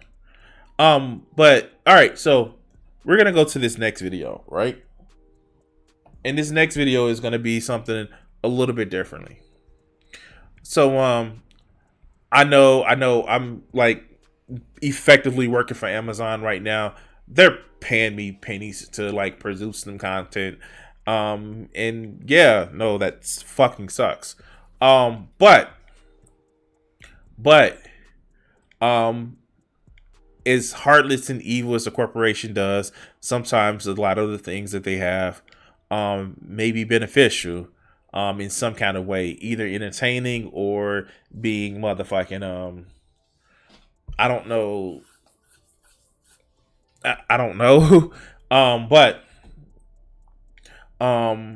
examples, like I have Amazon Prime. And if you have Amazon Prime and you have your Twitch linked to Amazon Prime, you can actually help support the channel by doing that free Bezos bucks. So yeah, I would encourage that above paying the $5 subscription. Now, if you want to pay me $5 subscription or get a tier 2 subscription, that's fine. I welcome that. But like, if you just want to help out the channel, you get that free subscription, go ahead and drop that free subscription. But anyway, I watched a movie called Contradiction, A Crisis of Faith, where it's a guy, he's obviously a non-believer, but he's going to different churches and different places, and, you know, just pulling up the contradictions in religion. And I've actually watched it on stream using the Amazon Prime thing where you can actually, you know, watch a movie with your followers. And I may actually do that again, because, or at least try to watch a show like Grimm or even Hana. And yeah, no, that's gonna be something that I want to actually do, because a lot of the shows that I like to watch are just fucking fun to me, and maybe you guys will actually watch it. But watching this show, watching Contradiction, it was interesting to say the least. And I was looking for like a trailer just to see if it was on YouTube, because my Amazon Prime had lapsed, and I actually found this response video to it. So let's see what this guy's response video to the movie Contradiction is. A question of faith. Let's go.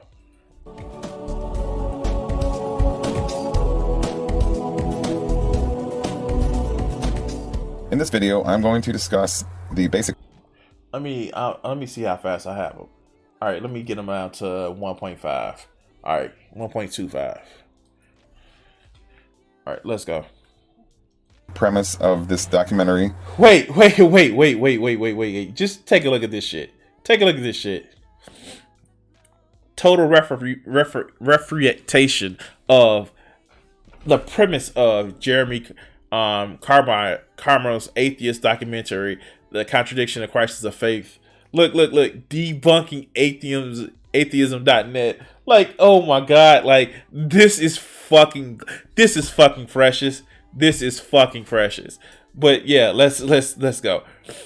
Oh god, that's so fucking precious.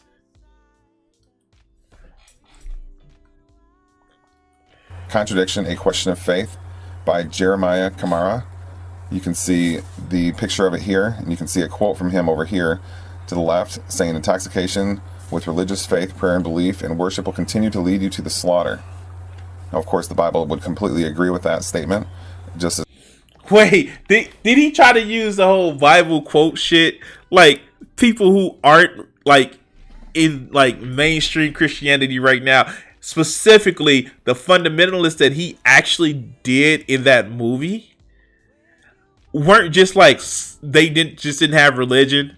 They just weren't religious people. Like, I hate this shit, right? I hate this shit where they just try to play it off as like, oh no. I have a relationship, not a religion.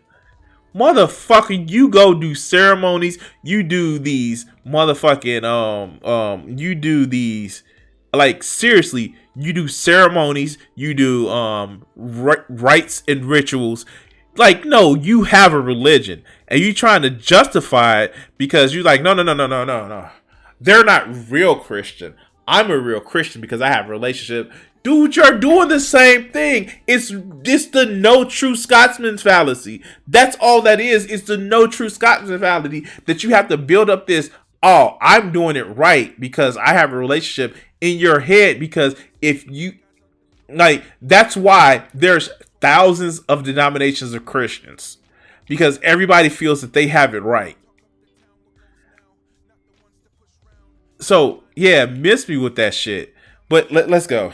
This is what happened to Jesus and so many people in the Bible, such as Stephen and Paul and so forth.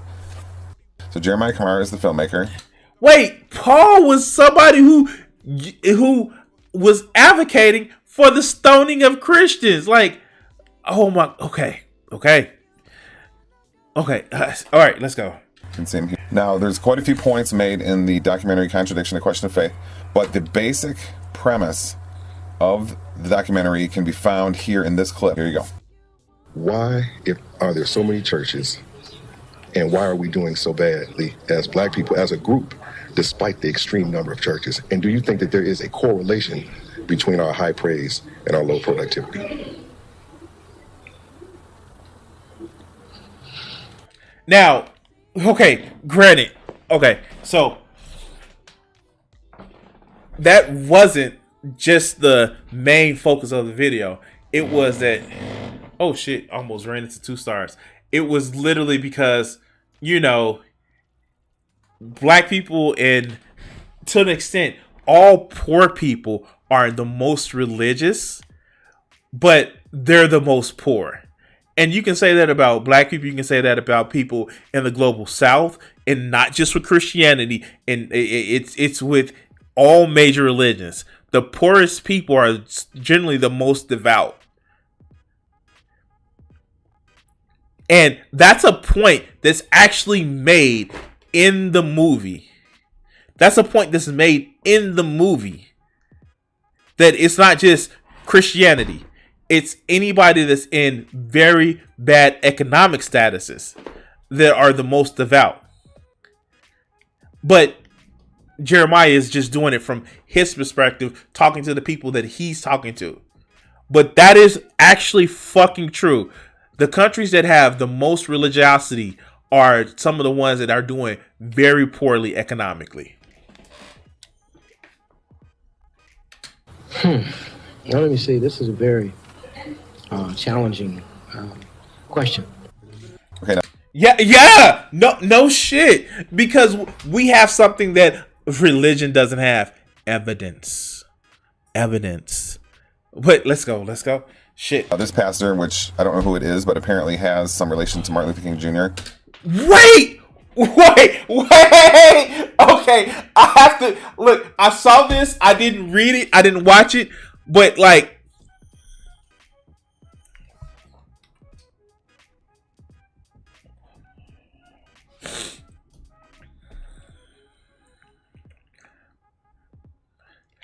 I'm gonna wonder what relationship does he have to Martin Luther King Jr.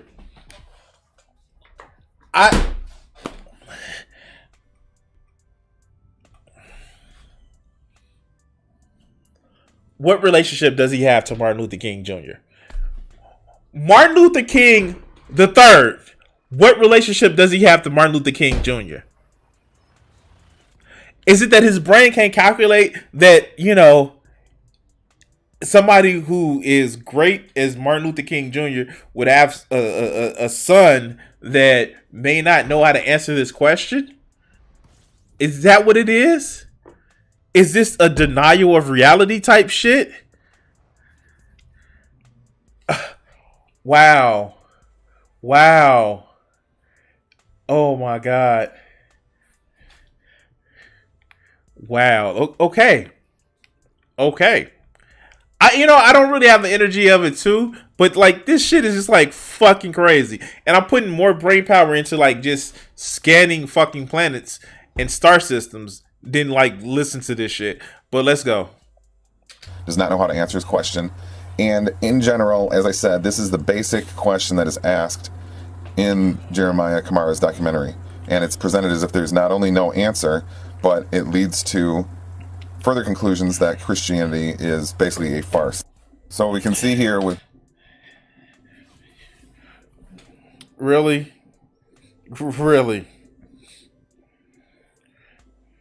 Wow.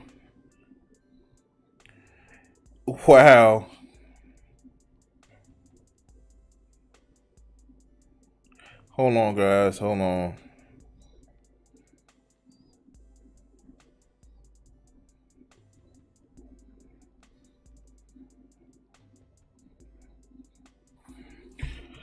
Oh God, that is just wow. Okay, okay, let's go.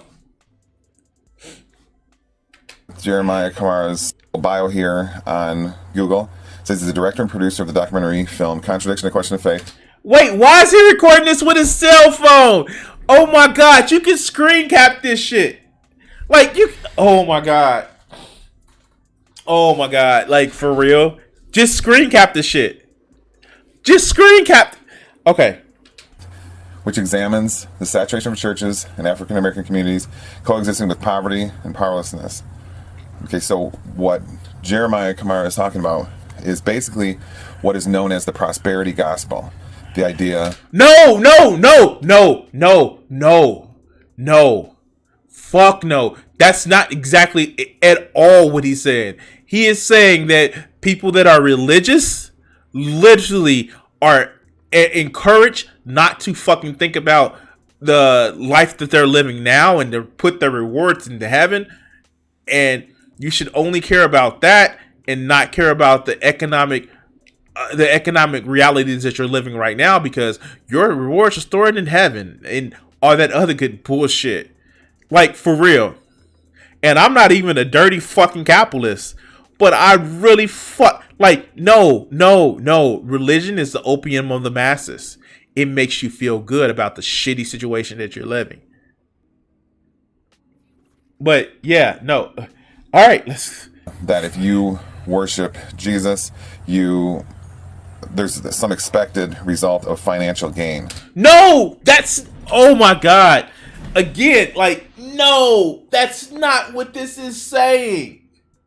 That is not the question that's being asked. Why think that it is some nefarious thing like, oh yeah, no, if you worship Jesus, then you're supposed to be rich? Like, no. He shits on that too.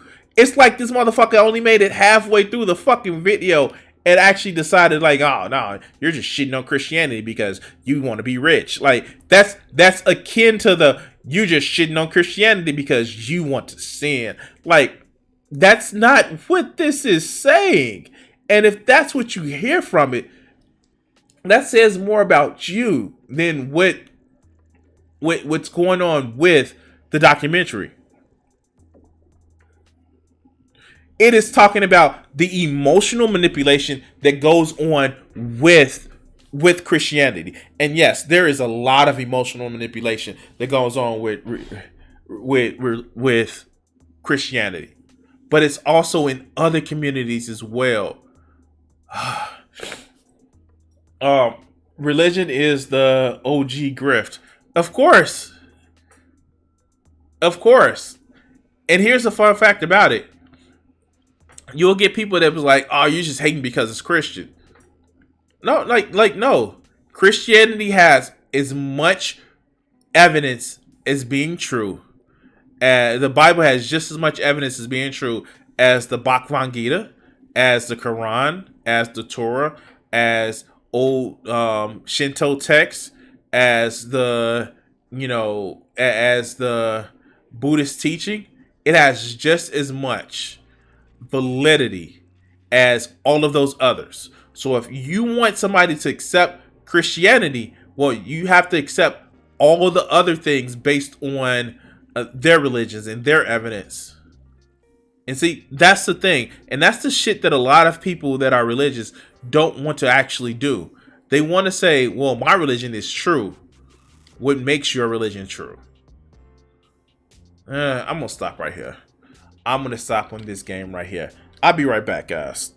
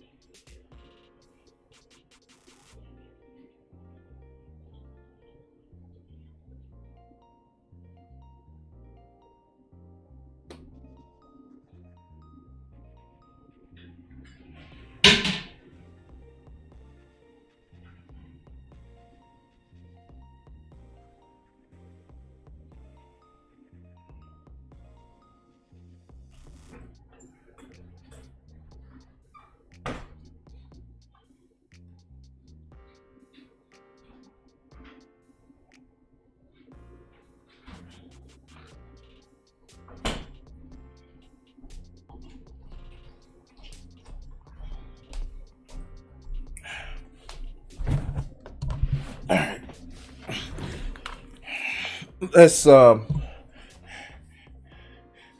the Bible is just as much evidence as the Lord of the Rings. Like, yeah, like even though Tolkien actually took a lot of his things from the fucking Bible because, surprise, surprise, he was Catholic. Oh God, let's go. Or power, gain of power in the world, increase of status, increase of socioeconomic ranking, and so forth. In general, this is called the prosperity gospel. It's very popular with many of the very large pastors, televangelists, but as is well known, it's in contradiction with the gospel. So the prosperity gospel is in contradiction. Wait, did he just cut out right there? In contradiction with the gospel. So the prosperity gospel is in contradiction with the actual gospel, in other words, the Bible. It's because there is no formula where written about in the Bible, where if you worship the Lord, worship Christ, are a Christian, then you gain certain changes in your wealth and socioeconomic status. But that's not what the movie's about. It is literally like, if you want to simplify it down and dumb it down, it's the whole idea that religion was created to control the poor people. Like, that's what this, and I'm only doing this to actually make sure that the 7th, what is today? Today is the 9th, so I can't miss, any more days. All right. I'm an asshole. Like, those daily login games that you actually have to do sometimes and accomplish certain tasks. I try to work them in. But yeah, no, this just it's the whole only reason why religion is created. Like, that's why the movie was there. The movie was there. The only reason why the religion is created to keep people in control. Not for this whole, it wants to promote prosperity. No, literally, the movie is that religion just keeps people in control and keeps you thinking about the afterlife, which we have no proof of. But the current life, no, you just shut up and deal with it. But let's go. There is no do A and B happens. There are instances in the Bible where, due to someone's devotion to God, they do gain wealth. To put it vaguely, one example is Solomon, where he prayed for wisdom, and God was so happy with that the Lord gave him riches. Abraham, Isaac, Jacob, Lot. Like, we can go down a list. David. Like, we can go down a list of heroes in the Bible that they were faithful and they got more. Like we can go down a list. It's not just one example. That's bullshit, and you know it, dog. Or do I know your Bible better than you do?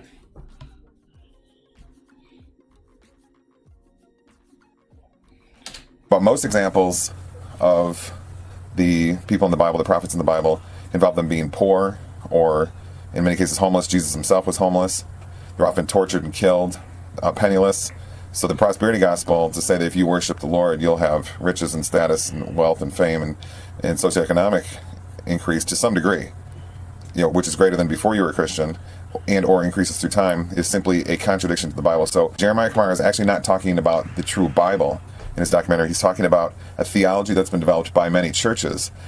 But that's, again, you're fucking fighting a straw man, because that's not what he's talking about. And I just it's this whole thing that Christians do where they say, aha, we're going to latch on to this one particular part and we're going to prove that it's wrong. So because we prove that it's wrong, you're wrong and I'm right and all of my beliefs are true. It's like the whole evolution thing. There are young earth creationists that are desperately trying to disprove evolution, because if they can disprove evolution, then haha, the Bible's right and I'm true and everything works because God. Like, the fuck? Like, if we disprove evolution, then atheists don't have a reason to believe that we got here a different way. And first, if you could disprove evolution, which you fucking can't, because we have things called evidence, and there are fossil records, and there are experiments to actually show that this shit happens this way. But no. If you could prove it, that doesn't mean then God. It just means that we have to come up with a new way of actually understand the reality, because once you pull that evolution thread, then most of reality, as far as biological reality that we understand, goes out the fucking window. Which exists in very significant proportions of the religion of Christianity. And probably, there could be 1 billion people on Earth who believe the prosperity gospel is... But no, that's not at all. The Catholic Church teaches people to be pious and poor and be happy in just being poor. Like, we actually have fucking evidence. We know what the evidence actually says. This is that religious ass bullshit, because if it's not exactly the way we taught you, then it's wrong. And if it's wrong, then it's of the fucking devil. Like, this is that religious ass brainwashing bullshit. And I'm sorry. And I know there's some great Christians, like, some of them may want to put I want to touch naughty parts with. But like, when you're so close to this whole idea, it's so much of your identity that you actually have to make up things around it. Just whole cloth to protect your identity, instead of saying, I don't have the answers and it makes me uncomfortable to think about it. Cool. I get that. I grant that. Like, fuck, walking away from religion, a lot of shit made me uncomfortable to actually think about. I get that.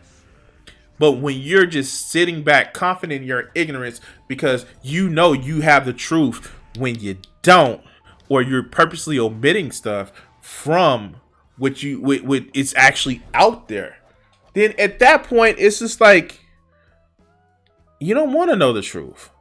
And I feel bad, because it's just like, how can I help you? Like, really? Like, but let's go. It's the case that if we worship Christ, he'll reward us with riches, when the Bible simply contradicts that. The entire Bible will back up this point that I'm making, but let's just look at some quick verses here. Wait. No. Don't pull out the big book of multiple choice, because one, I'm nowhere near mentally able to handle like this crock of bullshit that you about to say. But like, it's gonna lead to, like, this is the shit. Like, this is the thing. This is some of the reasons why, like, he's gonna try to make these points showing his references, and notice he only showed a few minutes of the movie in question, because he doesn't want people to go and see the movie. He doesn't want people to actually address what was actually in it. And like, yeah, like, no, like, I get it. Like, some of those questions that are raised in the movie would have been hard for me to answer as a believer. Like, it would have. When I was a believer, it would have been hard for me to answer those questions, because it's just like, you're face to face with the reality of, like, if you're God's chosen people, why are you suffering so much? Like, that's a thing that you see people try to answer. Like, we're God's chosen people, like people that believe that they're the new Israelites because they suffered, and like, no, that's, the Bible wasn't written for you. It was written for people thousands of years ago. You weren't part of that clan. But let's continue. First, a very important verse, Matthew 11:25, which reads in the NIV, "At that time Jesus said, I praise you, Father, Lord of heaven." Wait, notice he had to say from the NAV. If your religion is so true, why is there so many different translations and contradictions? And just alone from the whole, like, when I say contradictions, I mean, like, from one language to another can completely change the meaning of your text. Like, this is a thing that you see. Fuck you.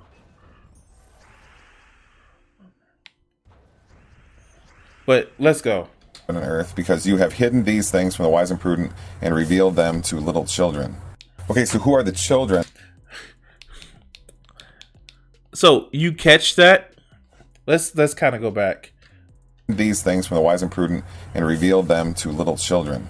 Okay, so who are the children?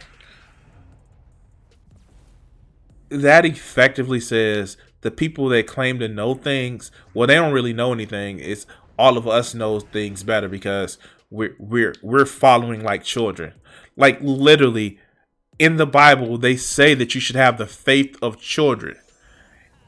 And I'm sorry, and I respect children, and I believe that they have some great imaginations. But what they want you to do is just accept shit, unquestioning it, and believe any fucking thing that somebody tells you. That's not being faithful. That's being malleable. That's being, in a sense, foolish. Because all they want you to do is just accept it without question. And I literally have been told by somebody that I have pride because I just don't accept what they say without question. Yeah, this is a teaching that they teach people in church, that if you don't accept things unquestioned, then it's the sin of pride because you just want to be obstinate. And I cringed at that because that literally that like, if questioning with any sort of like not believing, unquestioning is a sin, and it's the greatest sin of pride because you don't trust God. Like, how? And I try to go out of my way to tell people, hey, the reason why I'm not a believer because I have a different standard of evidence than what you have. But like, this shit is fucking cringe. This shit is really fucking cringe. But let's continue. Here, the children are the ones who are having the teachings of God given to them. As we'll see in a moment when we analyze what these things that are hidden are in Matthew 11. So yeah, see, he actually just said it. Well, you're a child when you have the teachings of God given to you, and just believe it. Like, the fuck? This shit is like, doubt is the greatest sin. Misbelief is the greatest sin. Questioning God is blasphemy, and that's a sin that you'll never be forgiven for. Like, that's not a good way of having well-developed, well-formed people that have an opinion of actually making decisions. That's not. And it's akin to how, like, every fucking authoritarian has this is how we want people to actually be. Like, be it from jobs that just want you to believe and do whatever we say, unquestioning it, to, authoritarian governments who says, no, just trust the state. Just trust our plan that we have for you. It is literally encouraging people to not have critical thinking. And I'm not going to say think for themselves, but have critical thinking skills. Because it encourages dependence, and it encourages only getting information from a specific source and not multiple sources. But let's continue. So, but who are the children that have these things revealed to them? Here's another verse. Take a look at this one. Psalm 119, verse 130. Same sort of idea. The unfolding of your words. Hold on.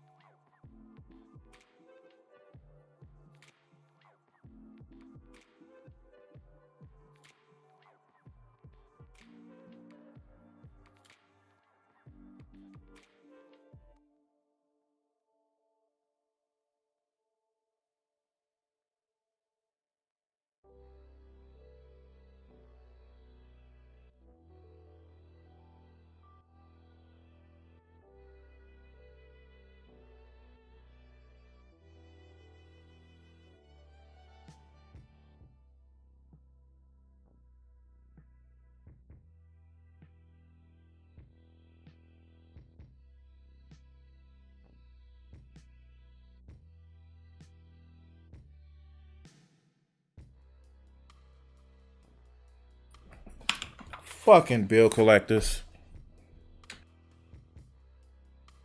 I almost muted myself. Let's go. It gives light. It gives understanding to the simple. So the teachings of the Lord are for those who are children.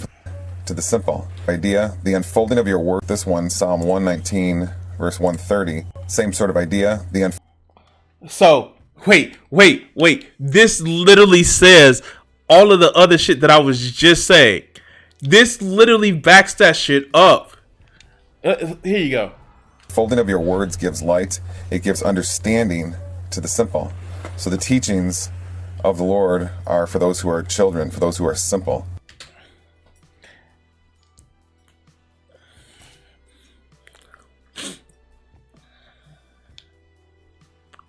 Really? You're actively putting this like this. You're actively saying this. You're literally actively saying this. That, oh no, to believe in God, you have to be simple.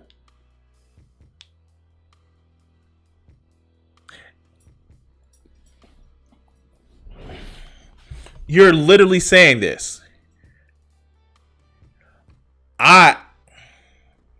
Wow. And I can't do anything else with that. But that, I knew I was going to take a hit. All right, let's go. And see here, the NIRV does not use the word simple, but uses childish people. When your words are made clear, they bring light. They bring understanding to childish people. Like, do I even have to comment? Like, you're literally saying that you would rather actually absorb knowledge as a childish person. You're praising that. You think that, oh no, I want to be considered childish. You're praising that.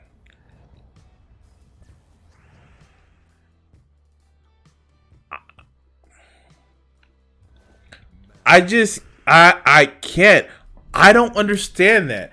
I don't understand wanting to actually just absorb knowledge and be considered a simple person, a childish person. That's the recipe that, like, do they not realize that cults do this shit?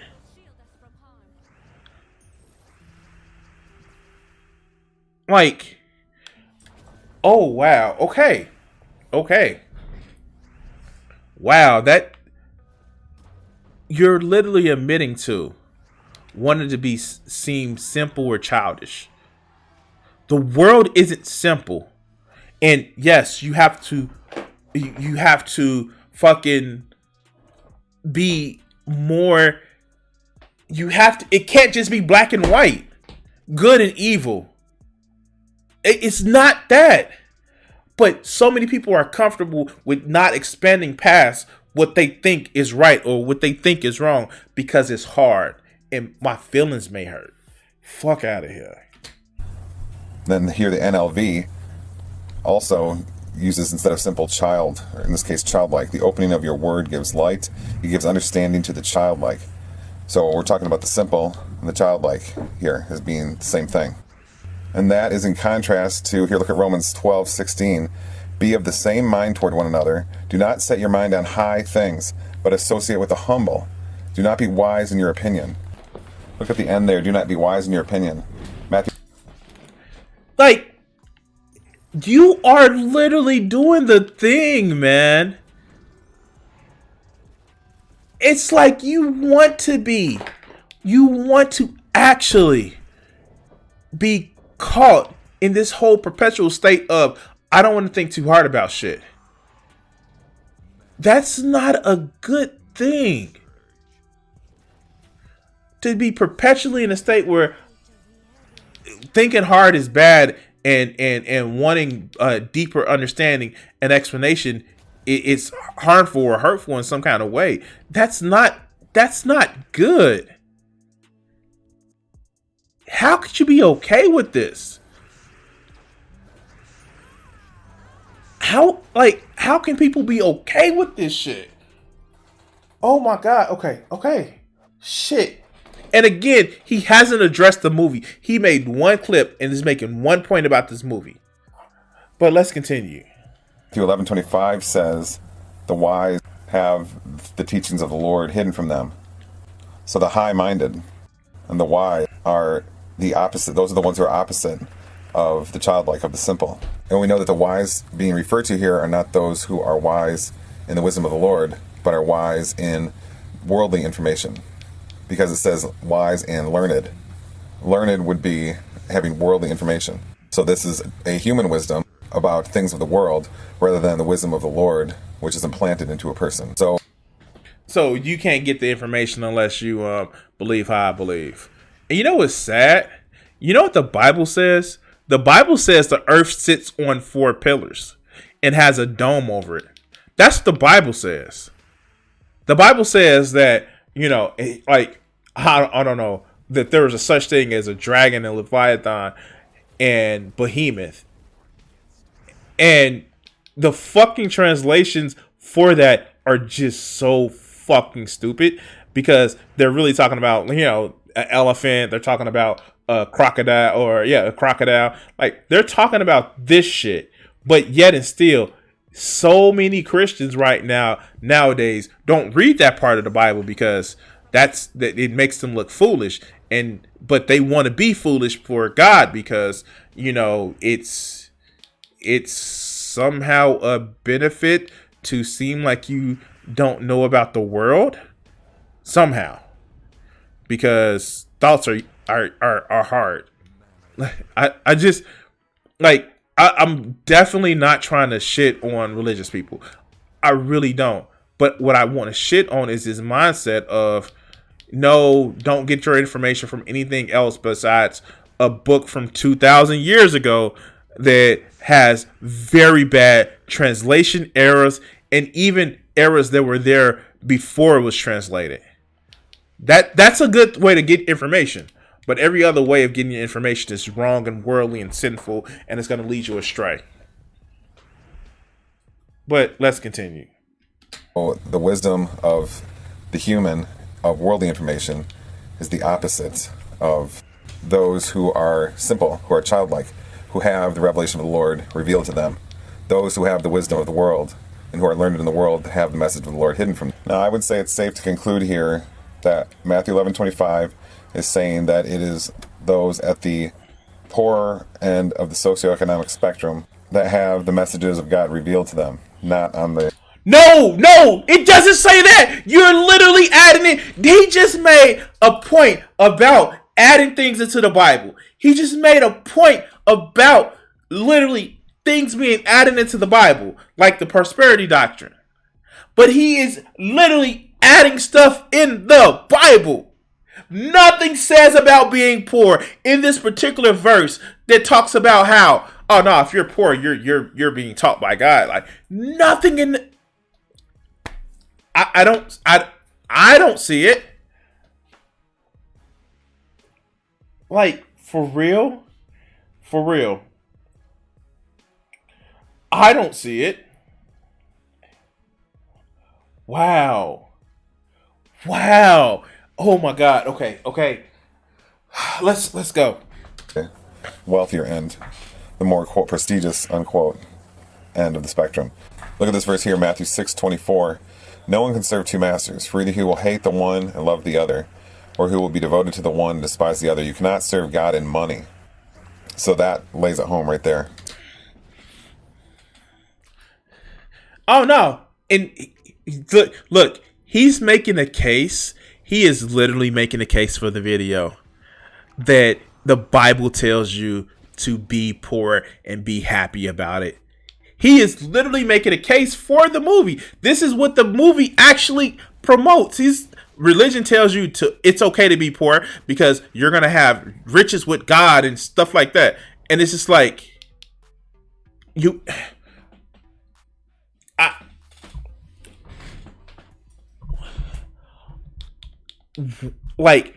literally doing the thing that the movie is talking about. And it goes through the movie how like literally. And again, I'm gonna actually play it on stream because I can. You have to do it directly from Twitch. You can't like stream it on YouTube. But literally in the movie, they're saying that religion is used to control people and keep you poor. And actually, it seems it's actually promoted as a a virtue to not care about your well-being that you're living with right now as for some unproven treasure in heaven. Like, that is a thing that's in the actual movie.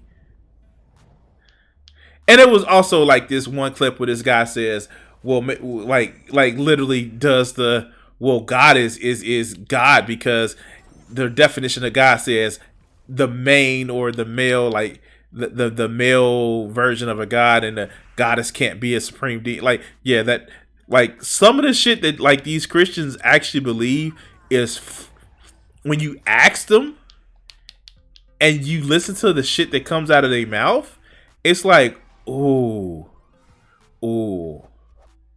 But let's continue. So the poor are the ones who most readily, by far, can apprehend, understand, and have delivered to them the message of God. Now that may sound strange to people, but we have to remember something I've discussed on many other videos. The wisdom of the Lord is often the opposite of the world. That's something that's been discussed by many. Yeah. Like, I almost keep harping on this. Like, you know, the earth being flat sits on pillars. There are windows in heaven. That, you know, it's not what goes out, it goes into your mouth that makes you sick, but what comes out of your mouth that makes you sick. That if you take somebody up high enough up on a mountain, they can see all the kingdoms of the world. Yeah. The wisdom of the Bible. No true believer, no young earth creationist should actually believe that the earth is round. They shouldn't. They shouldn't also use like things like science and technology. No true Christian should be using technology to the point where they, you know, have to base it on science. Like I was gonna say some of them they should be anti-vaxxers, but you know, a lot of true Christians are anti-vaxxers. They shouldn't use technology that depends on the speed of light because, you know, the speed of light is based off of science and evidence and shit like that. So no computers for them, right? They shouldn't take advantage of. They should go back to like leeches and medicine. And of course, I don't want this. I'm being facetious, but like, all right, but like shit like that. Like, this is like fucking unbelievable because the wisdom of man and the knowledge of man is the shit that brought us out of the dark ages. The principle of gravity brought us shit like understanding how fucking running water works, like in you know indoor plumbing and shit like that. Like, all right, let's go. Many theologians through history, such as Martin Luther. We can spell it out with biblical terms, though.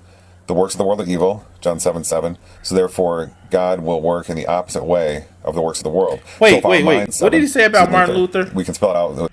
Wait, what did he say about Martin Luther? Let's go back. That's something that's been discussed by many theologians through history, such as Martin Luther. We can spell it out with biblical terms, though. The works of the world are evil, John 7:7. So therefore, God will work in the opposite way of the works of the world. So if our minds... Fuck, like, this is what I mean. The works of the world are evil. The world is just evil and bad, and you know, it's just demonic, ruled by Satan. And so everything in the world is evil. And so you have to only get information, only adhere to a book that's thousands of years old, has proven to be mistranslated, poorly translated, and outdated. But because the Bible says it's true, it's true. Well, how do you know the Bible is true? Because it says it is. Like, yeah, this shit right here. But let's go. Are attuned to the ways the world is, the works of the world. What we will find God doing is surprising us by acting the opposite way. So those who can receive his message are not the great kings and the wealthy men, but often those who are forgotten and destitute and so forth. Just like... But no, that's never been the exact the actual rule. That's never just been the absolute rule that, oh no, God only works with poor people. That was shit that was made up, that was sold to African Americans, that was sold to indigenous people, that was sold to the poor in order to keep the rich and powerful powerful in power. We don't see the Catholic Church, the actual church itself, is not poor. And before Protestants actually say, "Oh no, look at the opulence," like, you do still see Protestants, especially fundamentalist preachers, they actually have nice cars. They have like, it's an exercise of power. These people are getting power. And they're trying to use this whole thing of God wants you to be meek and weak and all this other good shit in order to cover up their need, their desire for this power. But yeah, the fuck? Just okay. All those people described in that way in the Bible. Most prophets, most disciples and so forth of God, of Christ in the Bible, are extremely poor, if not homeless. There's just a few exceptions, mostly in the Old Testament. Yeah, say that again. I couldn't hear you. Say that again in the back. It's almost as if the two testaments were only linked because somebody said that they should be linked. But they categorized two different versions of God. I'm just saying, like, it's almost as if that's the thing, right? They're only linked because somebody said that they should be linked. But let's go. Of that rule. So what we've established so far is that it is the poor who are understanding the message of God. Now, people may not like this. People may think this is crazy and weird. That's fine. All I'm doing is showing what the Bible says. So Jeremiah Kamara, in his video, what he is expecting is that if someone has God, they should be wealthy and powerful. No, that's not. And that lets me know that you didn't watch the movie, or you watched it with so much bias that you didn't see exactly what was said. God, how many? Let's just look at this man's channel. And I know praise and love. And so after a couple weeks, after the conference, he finally caves in. It's like, I gotta go to the hospital. Powerful end time signs and labors of pains in the last days. Oh my God. Oh my God. Critical thinking.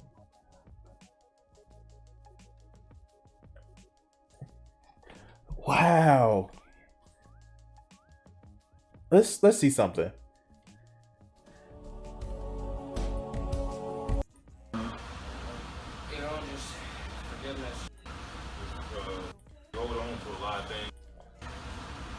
No, okay. I'm not gonna make fun of him for doing that because people in jail do need to know somebody on the outside actually cares. I'm not. I don't want to just shit on religious people just because, oh yeah, it's fun to shit on religious people. Like, that's far from it. Like, I think if you actually do stuff to make people's lives better, like, it's actually good. I wouldn't be a socialist if I didn't think that way. But like, to sell somebody, and this is actually in the documentary, to sell somebody saying that, hey, I want to make your life better, but you have to take this yoke of this religion in order to show that you're a good person. That's inherently predatory. That's just predator behavior 101. But like, yeah, they'll never see that shit. But let's go. But the Bible, again, to repeat, does not teach that message. Jeremiah Kamara just doesn't have enough theological knowledge of the Bible, so his criticism of the Bible is a straw man, as we'll discuss more as we go on. So these verses that we've discussed establish these points. These kinds of verses flood the Bible. Those who are on the lower end of the socioeconomic scale, these are the ones who, in general, not always, but in general, have a better aptitude for the teachings of God. I wonder what economic scale is he on? I mean, like, this shit almost writes itself, man. It's just like, how do you, like, I get it. Like, a lot of people want to find meaning in why their life sucks. I get that a lot of people want to find, you know, some sort of reason why that their lot in life didn't turn out, you know, higher than what it was. And some people would like to blame other people as far as like, they like to say like, oh yeah, how do I put it? They like to say that, oh yeah, these people that have less power than me, they're coming to take my jobs and shit like that. And they want to say like, oh, it's just fate, so we have to fucking deal with it. But in truth, there are systems in place that are fucking us all over. There are systems in place that's hurting us all. And you're just telling people to accept it because, well, God wants you to be poor, and if you're poor, you can be more religious. You can be closer to God because, like, how come they don't say this shit for Buddhist monks that supposedly are supposed to give up everything that they have and go for enlightenment, but not all of them do. Like this is the shit. Like, this is just harmful shit that tell people to be okay with that motherfucking boot down their fucking gullet because they're licking it so much. And no, it's gonna be okay because God's gonna get you. God got you in heaven. He got you, dog. He got you in heaven. Because reasons. But let's continue. Because their minds are not clouded and polluted with the world. So again, the way how we got to this point is simply through Scripture. The Bible verses, a few that we've just shown so far, we're going to see more in a second.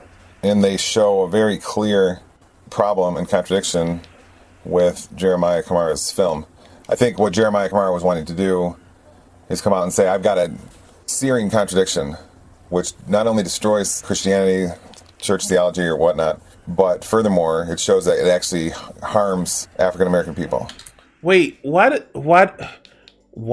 Christians think that these meano atheists just want to destroy their religion? Like, why is that a thing that they think? Like the persecution complex is really it's in bad taste, dog. Nobody wants to destroy your religion. There are very few anti-theists in this world. There are very few. Most of the people just like, yo, this shit don't seem right. A lot of people just be on like, yo, what you believe, like, it doesn't add up. That doesn't mean they want to destroy your religion. They just think that what you believe is either harmful to you or harmful to other people in what it promotes. That's a thing that happens. Religion, in a lot of cases, it does help, but in a lot of cases, it's also very harmful. Ask indigenous people. Ask black people. Ask any poor person that has to deal with the boot of religion telling them, oh, they should just be happy with what they got because God got them in heaven. But let's continue. That can be his opinion. That may be someone who's listening, their opinion. But the Bible has an answer for that. The ways of God and the people of God will also be in a stark contrast to what the world thinks they would be like, such as being rich and powerful because they're with God.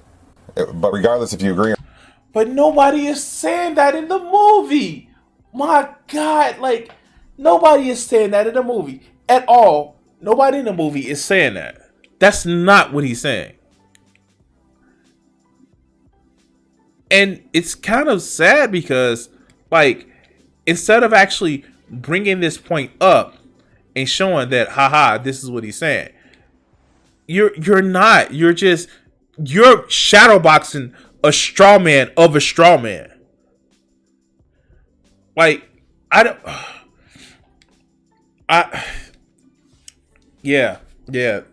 let's go. Or not. The point is that the Bible has this answer covered, and Jeremiah Kamara doesn't bring this up. This is a standard 101 foundational topic in Christianity, that Christianity is about the poor. The poor are the ones who understand the gospel is preached to the poor. The poor are favored over the rich. Read Luke 6. I don't know how much more I'm going to actually take of this.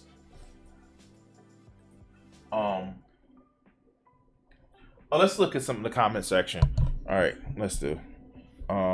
Let's put it on this camera. I may go back to it, but thank you for this refute. I watched Contradiction, A Question of Faith documentary for the first time this past weekend. To be honest, I was heartbroken. It left my spirit with a sense of despair for the loss, which led me to your video. I was in search of anyone who may feel the same way I do. I must say that the documentary was the most biased, unbiblical display of rhetoric I believe I have ever heard.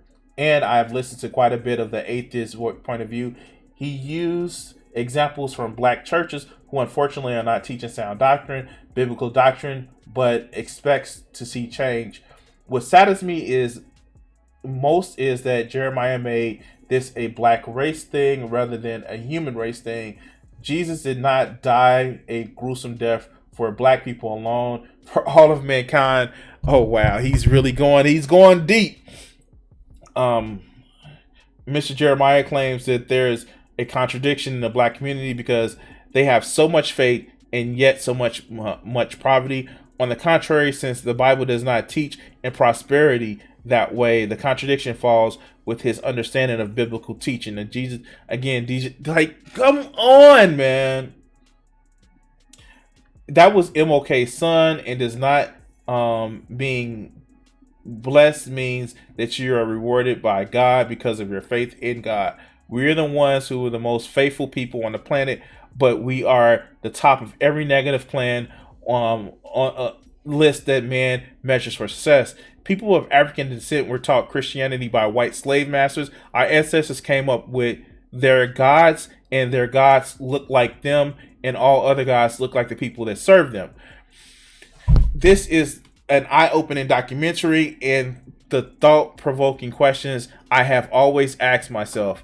New gods are being created at this moment. Many people have gone to their graves believing in a deity that we now call mythology. Was man created in God's image? For God's created, or was that should probably be or were God was God created in man's image? It's time to move on from the church and put efforts in evidence-based doctrine.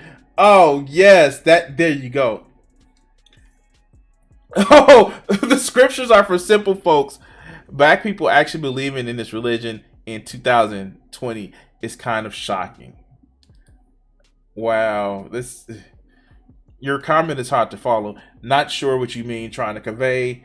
It's just shocking. As usual, no response. Atheists like this talk big but can't back up their claims. That's why none of them will debate me anymore. Praise and love. We can debate anytime. Ooh, challenge. I was not sharing like the guy, the Raphael. I was not staring that you were. I was not staring that to you as a challenge. But if you feel that you want to debate, discuss, that's fine. I hope it's not a waste of time, meaning that you would waste our time by talking in terms of critical thinking fallacies rather than logic and evidence. I presume on my channel. Oh wow. Oh wow. Shit. Wait. Critical thinking, right? Critical thinking. You vanish typical atheists full of lots of hot air claims, but not meat and backing. Atheists do not want the truth. They just want their ego and agenda. The big thing. The big name atheist only interested in fame and money, not truth and logic. Praise and love. You want this so bad? What platform are you debating me on? No, I actually don't. I have little time to waste with few viewers. But you to introduce your idea of it, I can't, and I can't back down lest it look like I fled a debate. Oh wow. Praise and love. Jesus said in Matthew 22 through 16 that he was sent to only save the Israelites. Oh wow. Wow. When is this debate?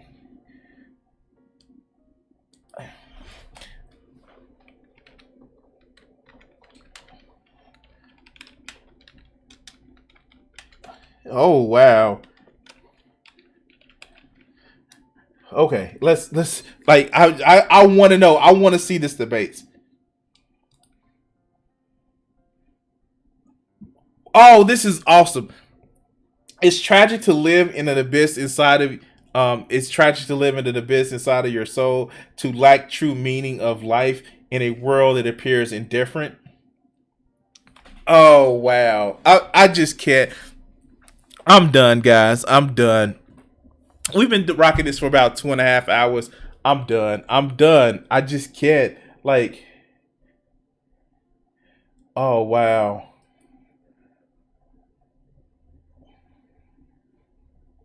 I just can't. I just can't.